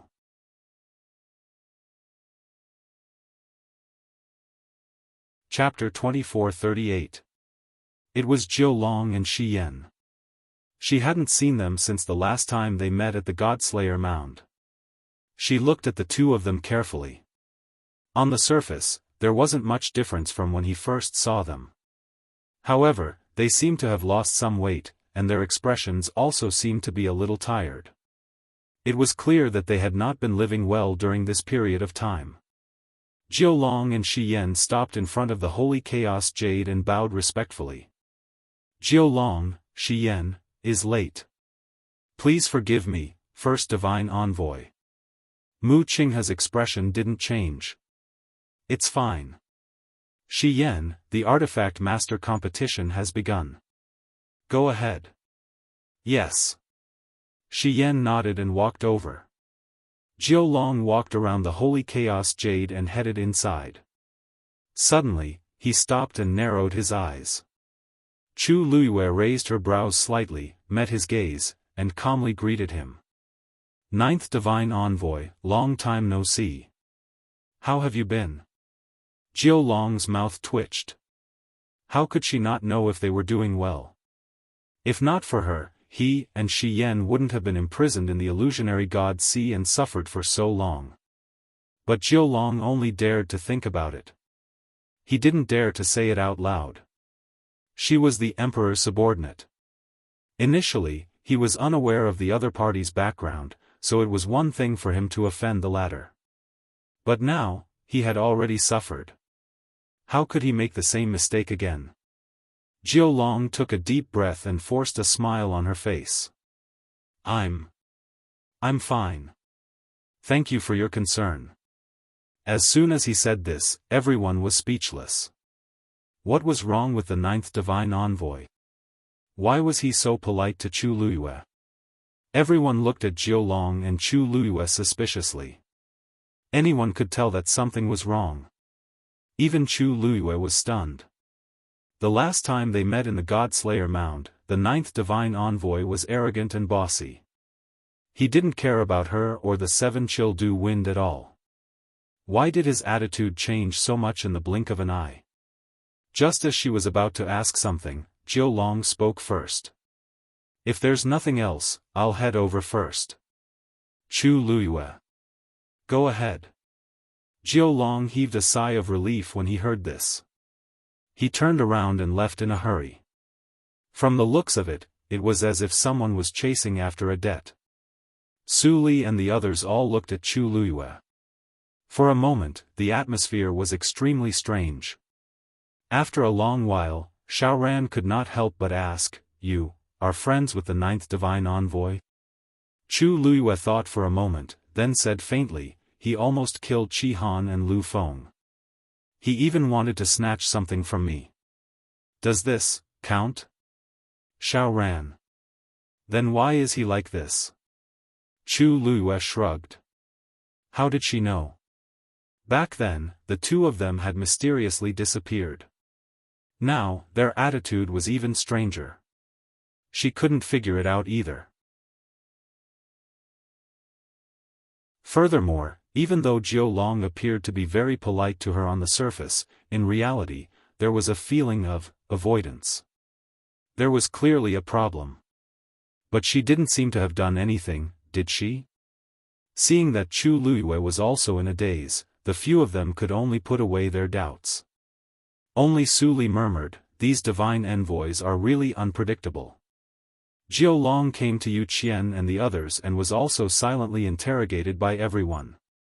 Of course, he knew why they were looking at him like that, but he couldn't say anything now. Thus, Jiu Long had no choice but to bite the bullet and walk over. As soon as he stood still, Fan Yunxiao couldn't help but ask, "Jiu Long, what's wrong with you?" Jiu Long's heart skipped a beat. "No, nothing." "Nothing? If nothing, why are you treating Sheng Guanyu like this?" There are so many people here, but you only greeted her." Jiu Long broke out in cold sweat. How was he supposed to answer this? He subconsciously raised his head and looked at Mu Qinghe, who was standing above. When he and Shi Yan were punished to the illusionary god Ocean, the first divine envoy had warned them not to spread this matter. Since she was the emperor's person, then this identity. Of course, the emperor had to be willing to reveal it. Now that the emperor hadn't arrived yet, he didn't have the guts to reveal this matter. Thus, he could only endure it. I didn't." Before he could finish speaking, a loud sound suddenly came from behind. For a moment, everyone looked in that direction. Yu Qian frowned. She's about to form the pill. This, she wasn't referring to the eighth divine envoy, Shu Jing, but Little Hachi. Following the heavy and melodious sound of the collision, the pill in the medicine cauldron was finally completed. Little Hachi was delighted. She immediately stretched out her hand and was about to take it. However, at this moment, an even more shocking sound of collision suddenly came from beside her. Boom! In an instant, flames soared and sparks flew everywhere. It was Shu Jing. Following closely behind, Little Hachi finished refining the pill.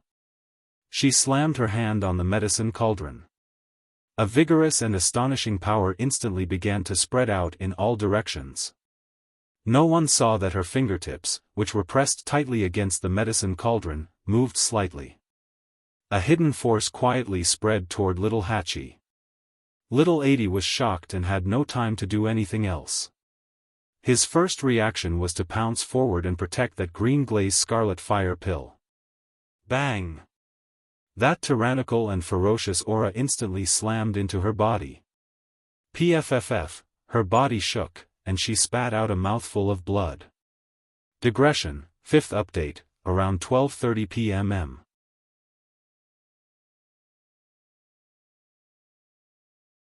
Chapter 2439. Little Hachi. Chu Luiyue was shocked and immediately ran in that direction. Qihan did not hesitate and followed closely behind. Su Li and the others were stunned for a moment. Seeing this, they did not care about anything else and rushed forward. However, when Chu Luiyue arrived outside the competition area, she was suddenly stopped by an invisible force. Mu Qinghe's voice was cold and indifferent. No one is allowed to come near the life and death juncture. Chu Luiyue suddenly turned her head and stared at that figure. Although there was still a distance between them, she could still clearly see the undisguised coldness on that face. When he met her gaze, his expression did not change at all. It was bone-chillingly cold. Chu Luiyue gritted her teeth and clenched her fists. At this moment, Xu Jing leaped and put the divination pill into the jade box. Crack!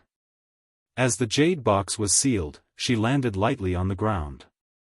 A rich medicinal fragrance spread in the air. Obviously, this medicinal pill of hers had been successfully refined. However, little Hachi, who was not far away, was in a completely different situation. The impact of the force just now was too sudden. She only wanted to protect the pill and did not have time to set up a defense for herself. This time, she directly crashed into the medicine cauldron. The corners of her mouth and chest were stained with blood. It was bright red and glaring. However, her complexion was extremely pale. It was obvious that she had suffered severe internal injuries. At this moment, she was half leaning on the side of the medicine cauldron.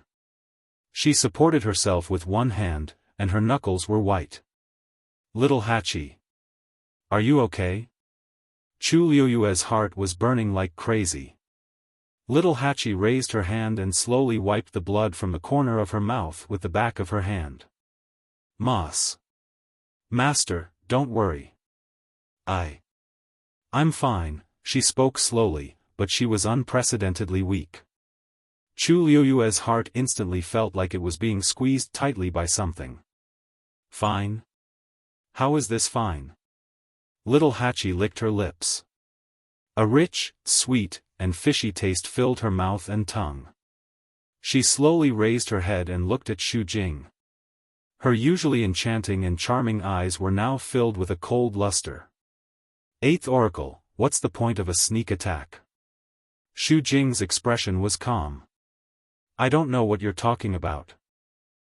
Little Hachi seemed to have heard a joke and laughed coldly. You don't know? Do you dare to say that you didn't take advantage of the opportunity to secretly make a move on me and destroy my pill? Xu Jing's expression. What I'm refining is the number 1 pill of the senior doctor, divination pill. When I was forming the pill, it would cause a huge commotion. It was normal, and I didn't do it on purpose. Besides, no one else was affected, but you were the one who got into trouble.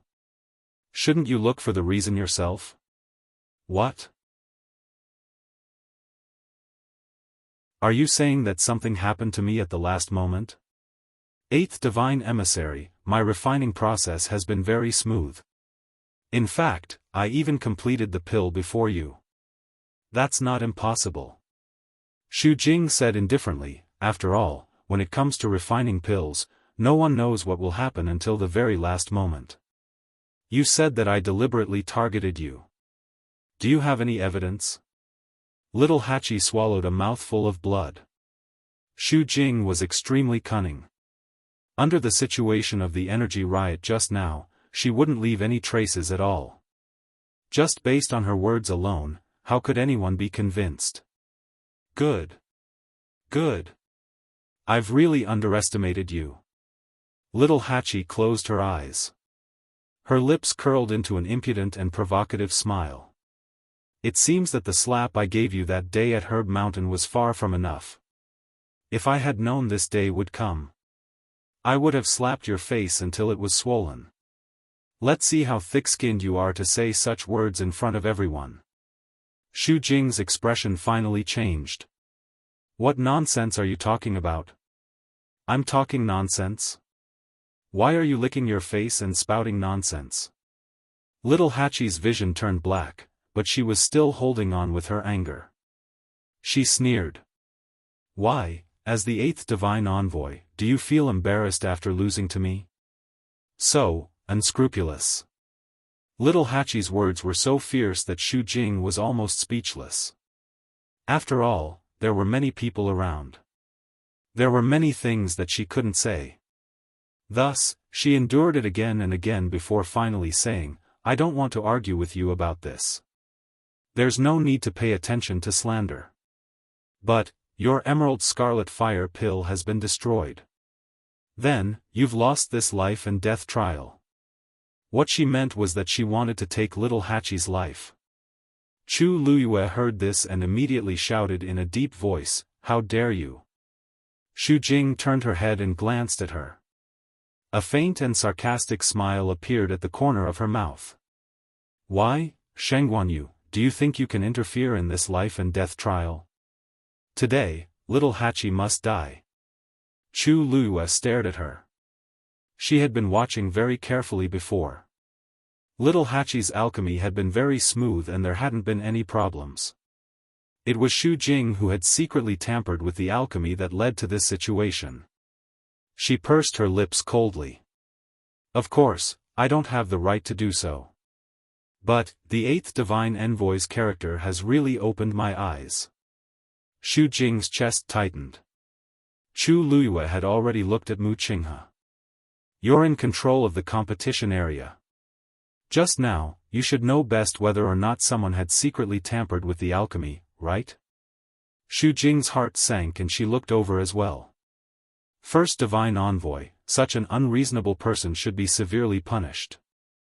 Moreover, there was also little 8. Since he had failed, he should be executed immediately. As soon as she finished speaking, several rays of light flew up from little Hachi's feet and wrapped around her. Chu Luyue's heart suddenly sank.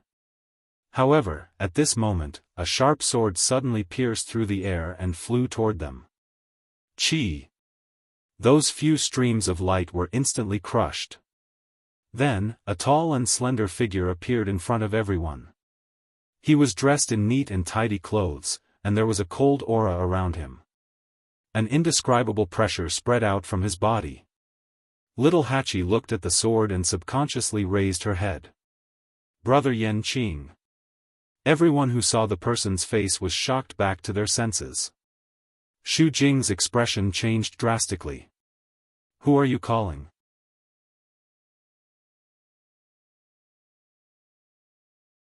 Chapter 2440. Little Hachi raised her eyes and looked at the young man who was floating in the air. Compared to the past, his expression seemed to be colder, and the pressure from his body was astonishing. He exuded a sense of nobility and alienation that prevented strangers from getting close. She pouted her red lips and spoke in a soft voice filled with grievance. Of course I'm shouting for my Yan Qing Gij. As soon as she finished speaking, the entire illusory god palace fell into a dead silence. All the god envoys were shocked and couldn't believe their ears. Little Hachi's words, Gij Yan Qing Gij, Gij Yan Qing Gij. Xu Jing was extremely shocked, and the strong impact made her voice even sharper. What nonsense are you talking about? Is the divine general of the left someone you can casually cling on to? This time, the ones who fell into shock were little Hachi and the others. She widened her eyes slightly, and there was a hint of confusion in her beautiful eyes. What did you say? Left. Divine general of the left. She looked at Xu Jing, and then looked at the man in the air. She opened her mouth, but no words came out. Almost at the same time, Xu Jing's words clearly fell into the ears of Chu Luyue and the others. Buzz. Chu Liuyue's mind went blank. She slowly raised her head. The man who was dressed in neat clothes had a handsome face and a cold temperament. His tall and slender body stood there like an unsheathed sword, incomparably sharp. Divine General of the Left. Yan Qing. She whispered softly. It was just a few simple words, but she spoke them extremely slowly. Every word seemed to go through her mouth 100 times, and she used all her strength to finally say it. In an instant, countless images crazily appeared in her mind. Su Li gasped and covered her red lips with her hand. Her pair of eyes that always contained a gentle smile were now filled with shock and disbelief. She almost subconsciously looked at Chu Liyue. Little Yu, how could he be? She didn't finish her sentence. Because at this moment, Chu Liyue was staring at Yan Qing. There was no expression on her beautiful face. That pair of starry eyes suddenly became so quiet and deep that it was unfathomable. Under the calm, the undercurrent was surging. Su Li's breathing stagnated. Beside them, Sheng Wanjing, Mu Hongyu, and the others were also dumbfounded. Xiao Ran raised his hand and pointed at the man in the air. That's not. Before he finished speaking, he looked at little Hachi and then at Chu Liyue. An extremely preposterous conjecture surfaced in his mind. How is this possible? Little Hachi finally realized what had happened. She held the medicinal cauldron by her side with one hand and looked up in a daze at the man who had suddenly appeared. At this moment, he suddenly couldn't say anything. It was as if a corner of the truth that had been buried for a long time had suddenly been revealed. Everything was surging like a river, covering the sky and covering the earth. Even the air seemed to be filled with an ancient and distant aura, making people feel as if they had fallen into a dreamland, and it was difficult to distinguish between reality and illusion. At this moment, many of the people standing outside the gate of the illusory god palace recognized Yan Qing. Wasn't that the man who had accompanied little Hachi to the herb mountain? But how did he become the high and mighty divine general of the left in the blink of an eye? Countless people were shocked. However, perhaps because they were intimidated by that person's pressure, for a moment, no one spoke. Dead silence, frozen. Swish! Yan Qing raised his hand, and that long sword suddenly flew back from little Hachi and fell into his hand again. Little Hachi's gaze also fell on his face. Clearly, they had the same facial features, but for some reason, they suddenly seemed a little unfamiliar.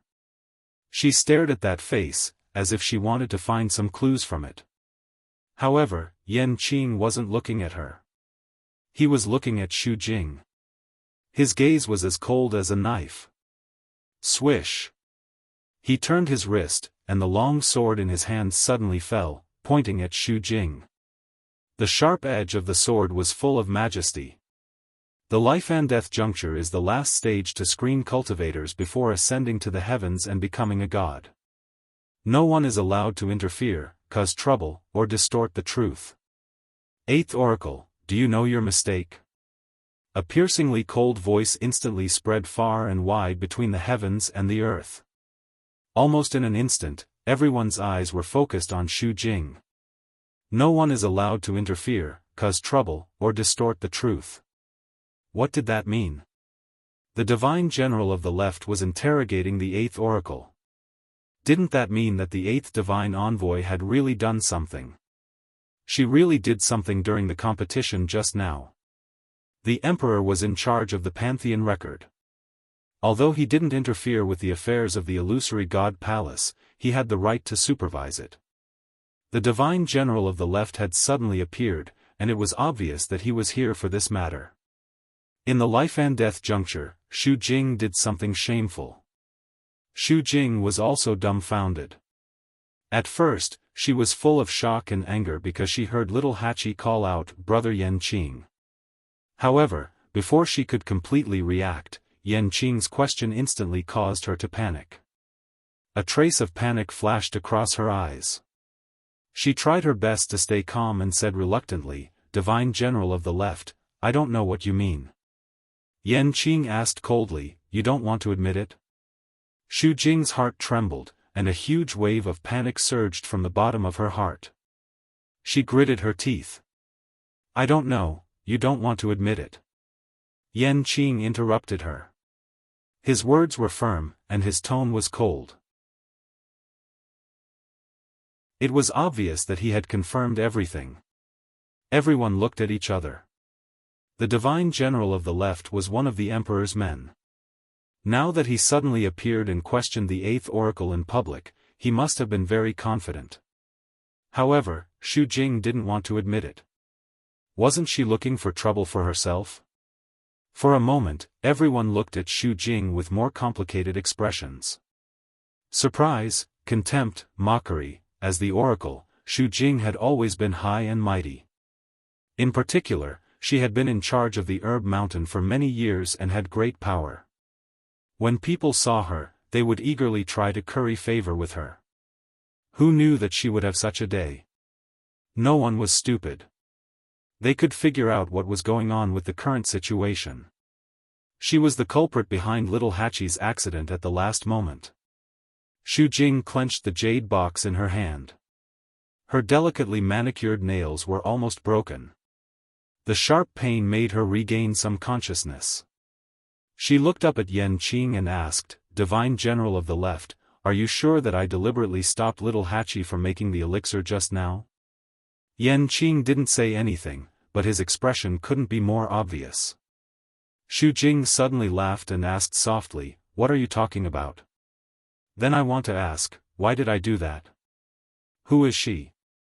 Why did I take such a risk? Yan Qing narrowed his eyes. Coldness overflowed from his body, and he suddenly clenched the hilt of his sword. It was her own incompetence that ruined the elixir. Now, you want to push the blame to me? She sneered. Did I do something, or did the divine general of the left not want to see her lose so badly? Who knows?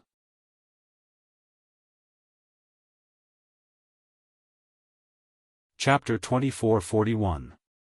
After the initial shock, Xu Jing had already thought through many things. So the brother Yan Qing that little Hachi talked about was the divine general of the left. They didn't have the same name, they were the same person. That day in the reeds of Herb Mountain, the somewhat familiar figure he had seen was indeed him. Because in the illusory god palace, other than the divine envoys, no one else knew what the divine general of the left and right looked like. Therefore, he was even willing to appear at Herb Mountain with little Hachi. She still remembered clearly what she heard that day. Everyone said that the two of them were extremely intimate and were a match made in heaven. They went in and out together, coming and going hand in hand. Even little Hachi rejected Liang He because of him. Thinking of this, Xu Jing couldn't help but sneer and look at Liang He with eyes full of sarcasm. Because of Yan Qing's sudden appearance, everyone in the celestial physician competition area had temporarily stopped what they were doing. Fortunately, the pills in the cauldron weren't affected and were all in the corresponding state. Of course, only someone like the divine general of the left could do such a thing. Liang He, you've been sad and dispirited for her for a long time, but you don't know that she has already fallen in love with the divine general of the left. Why would she like you? Liang He's face turned even paler. His eyes wandered between little Hachi and Yan Qing a few times. His lips trembled, but in the end, he was speechless. Everyone understood the meaning of Xu Jing's words. Little Hachi failed to refine pills. According to the rules, she should be killed immediately. But at this moment, Yan Qing appeared.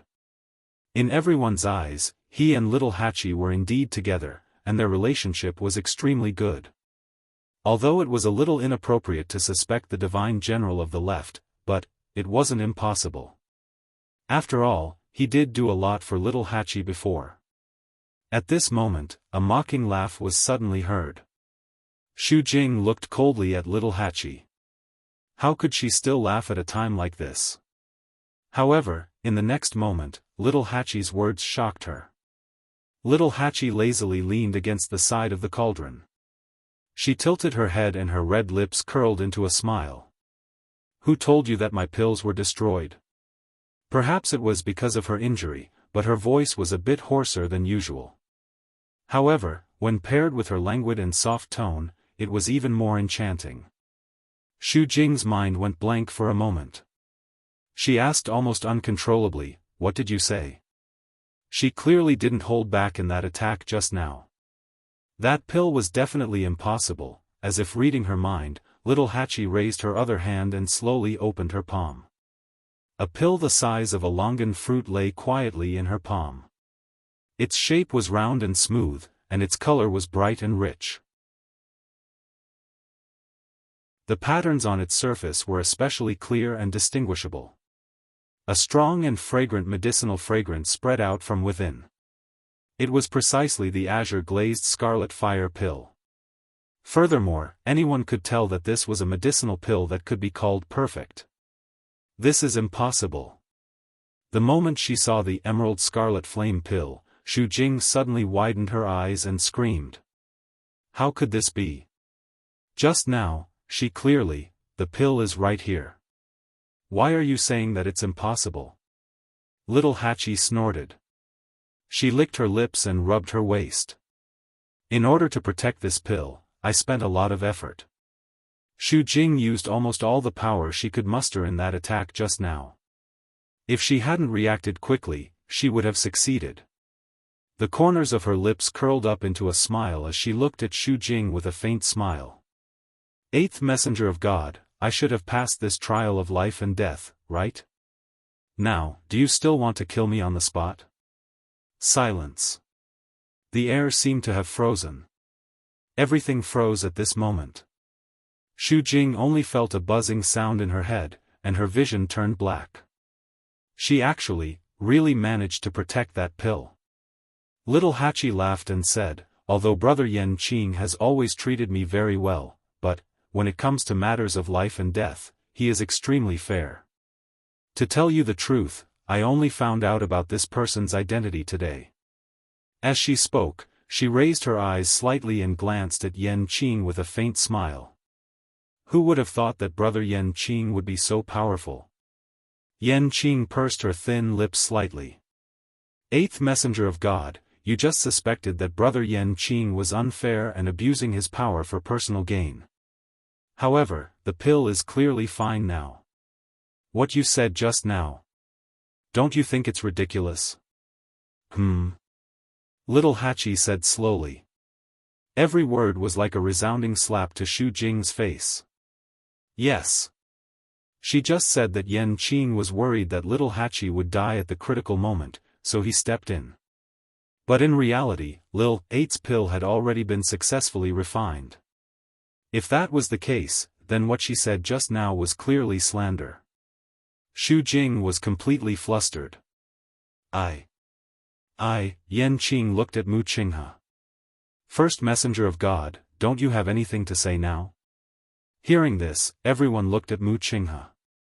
Finally, he said, it's my fault. I'm willing to let the divine general of the left deal with her. Everyone was in an uproar. That was an admission. The eighth messenger of God, Xu Jing, had indeed deliberately tampered with the pill during the critical moment just now. She wanted to take the opportunity to kill little Hachi. As a messenger of God, she could not be forgiven for doing such a thing. The last trace of blood on Xu Jing's face faded in an instant. Her legs gave way and she almost fell to the ground. First messenger of God. Mu Qinghe's expression did not change. She was completely indifferent. Xu Jing felt like her heart was on fire. She was about to step forward and beg for mercy when she suddenly heard the sound of something breaking through the air. Whoosh! Xu Jing felt all the hair on her body stand on end. A chill rose from the bottom of her feet and instantly surrounded her. She could not break free. The sharp and cold sword aura covered the sky and covered the earth. She looked up in panic and saw that Yan Qing's sword was already heading straight for her. There was no way to avoid it. No, she had just spat out a word when she suddenly felt a chill coming from her lower abdomen. A strong wind blew past her body and the chill penetrated her bones. Crack! She heard the sound of something breaking. She slowly lowered her head. A bloody wound was clearly visible on her lower abdomen. Warm and sweet blood kept flowing out and dyed her skin red. Then, an intense pain spread from the wound to the rest of her body. Her body trembled and she suddenly knelt on the ground. Thump! Her knees hit the ground heavily, making a muffled sound. Blood slowly flowed out from the corner of her mouth. Xu Jing's body stiffened as a huge wave of panic welled up in her. Her pill of essence was broken. She slowly raised her head and looked at Yan Qing. He was suspended in mid-air, high and mighty. Suddenly, he frowned and walked toward her. There seemed to be a deeply hidden worry in his eyes. Xu Jing's eyebrows twitched. Yen, a gust of wind blew past. He had already passed by her side. Her expression froze. Then, she suddenly realized something and turned around to look. Little Hachi was out of energy. She loosened her grip on the medicine cauldron and her body slid down. A strong arm wrapped around her waist and scooped her up.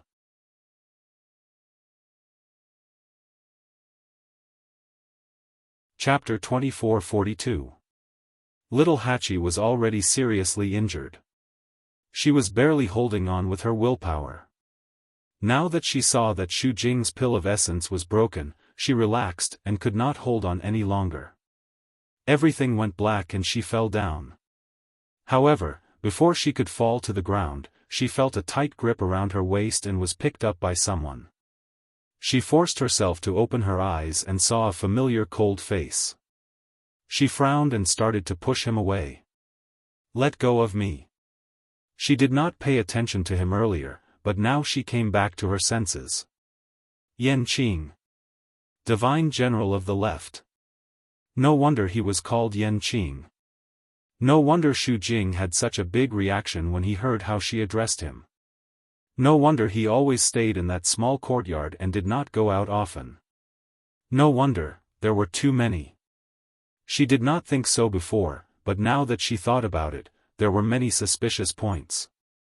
However, why would she think of this in the beginning?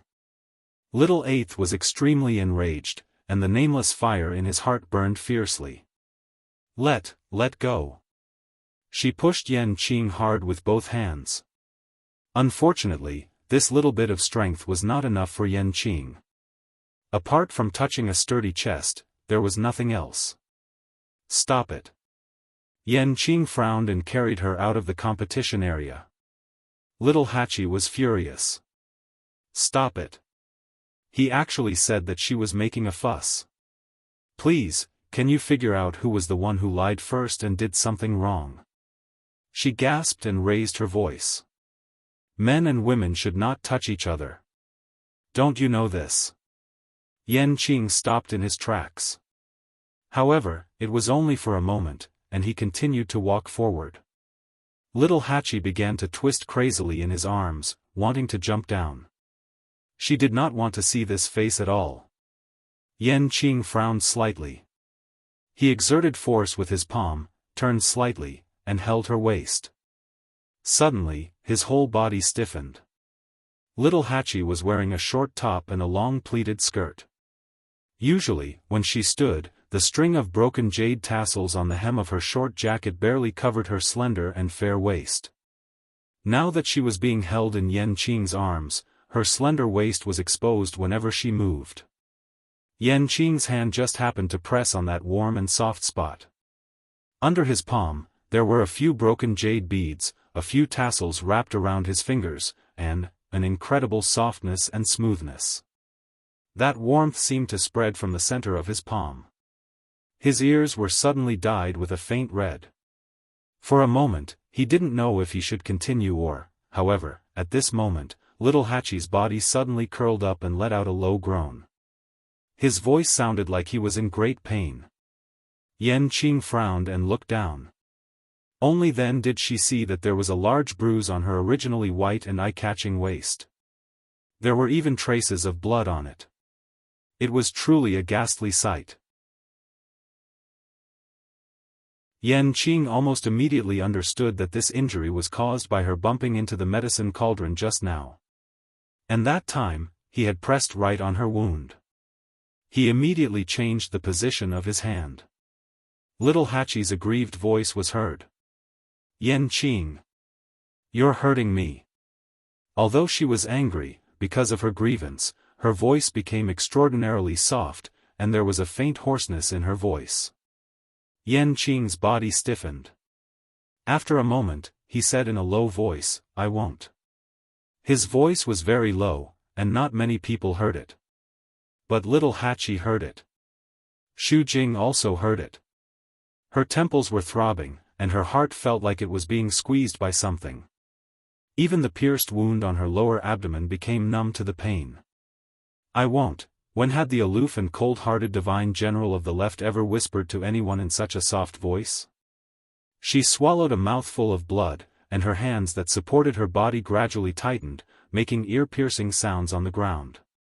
The rough and sharp pain couldn't be reduced in the slightest. She stared at the two of them. Little Hachi didn't seem to appreciate it.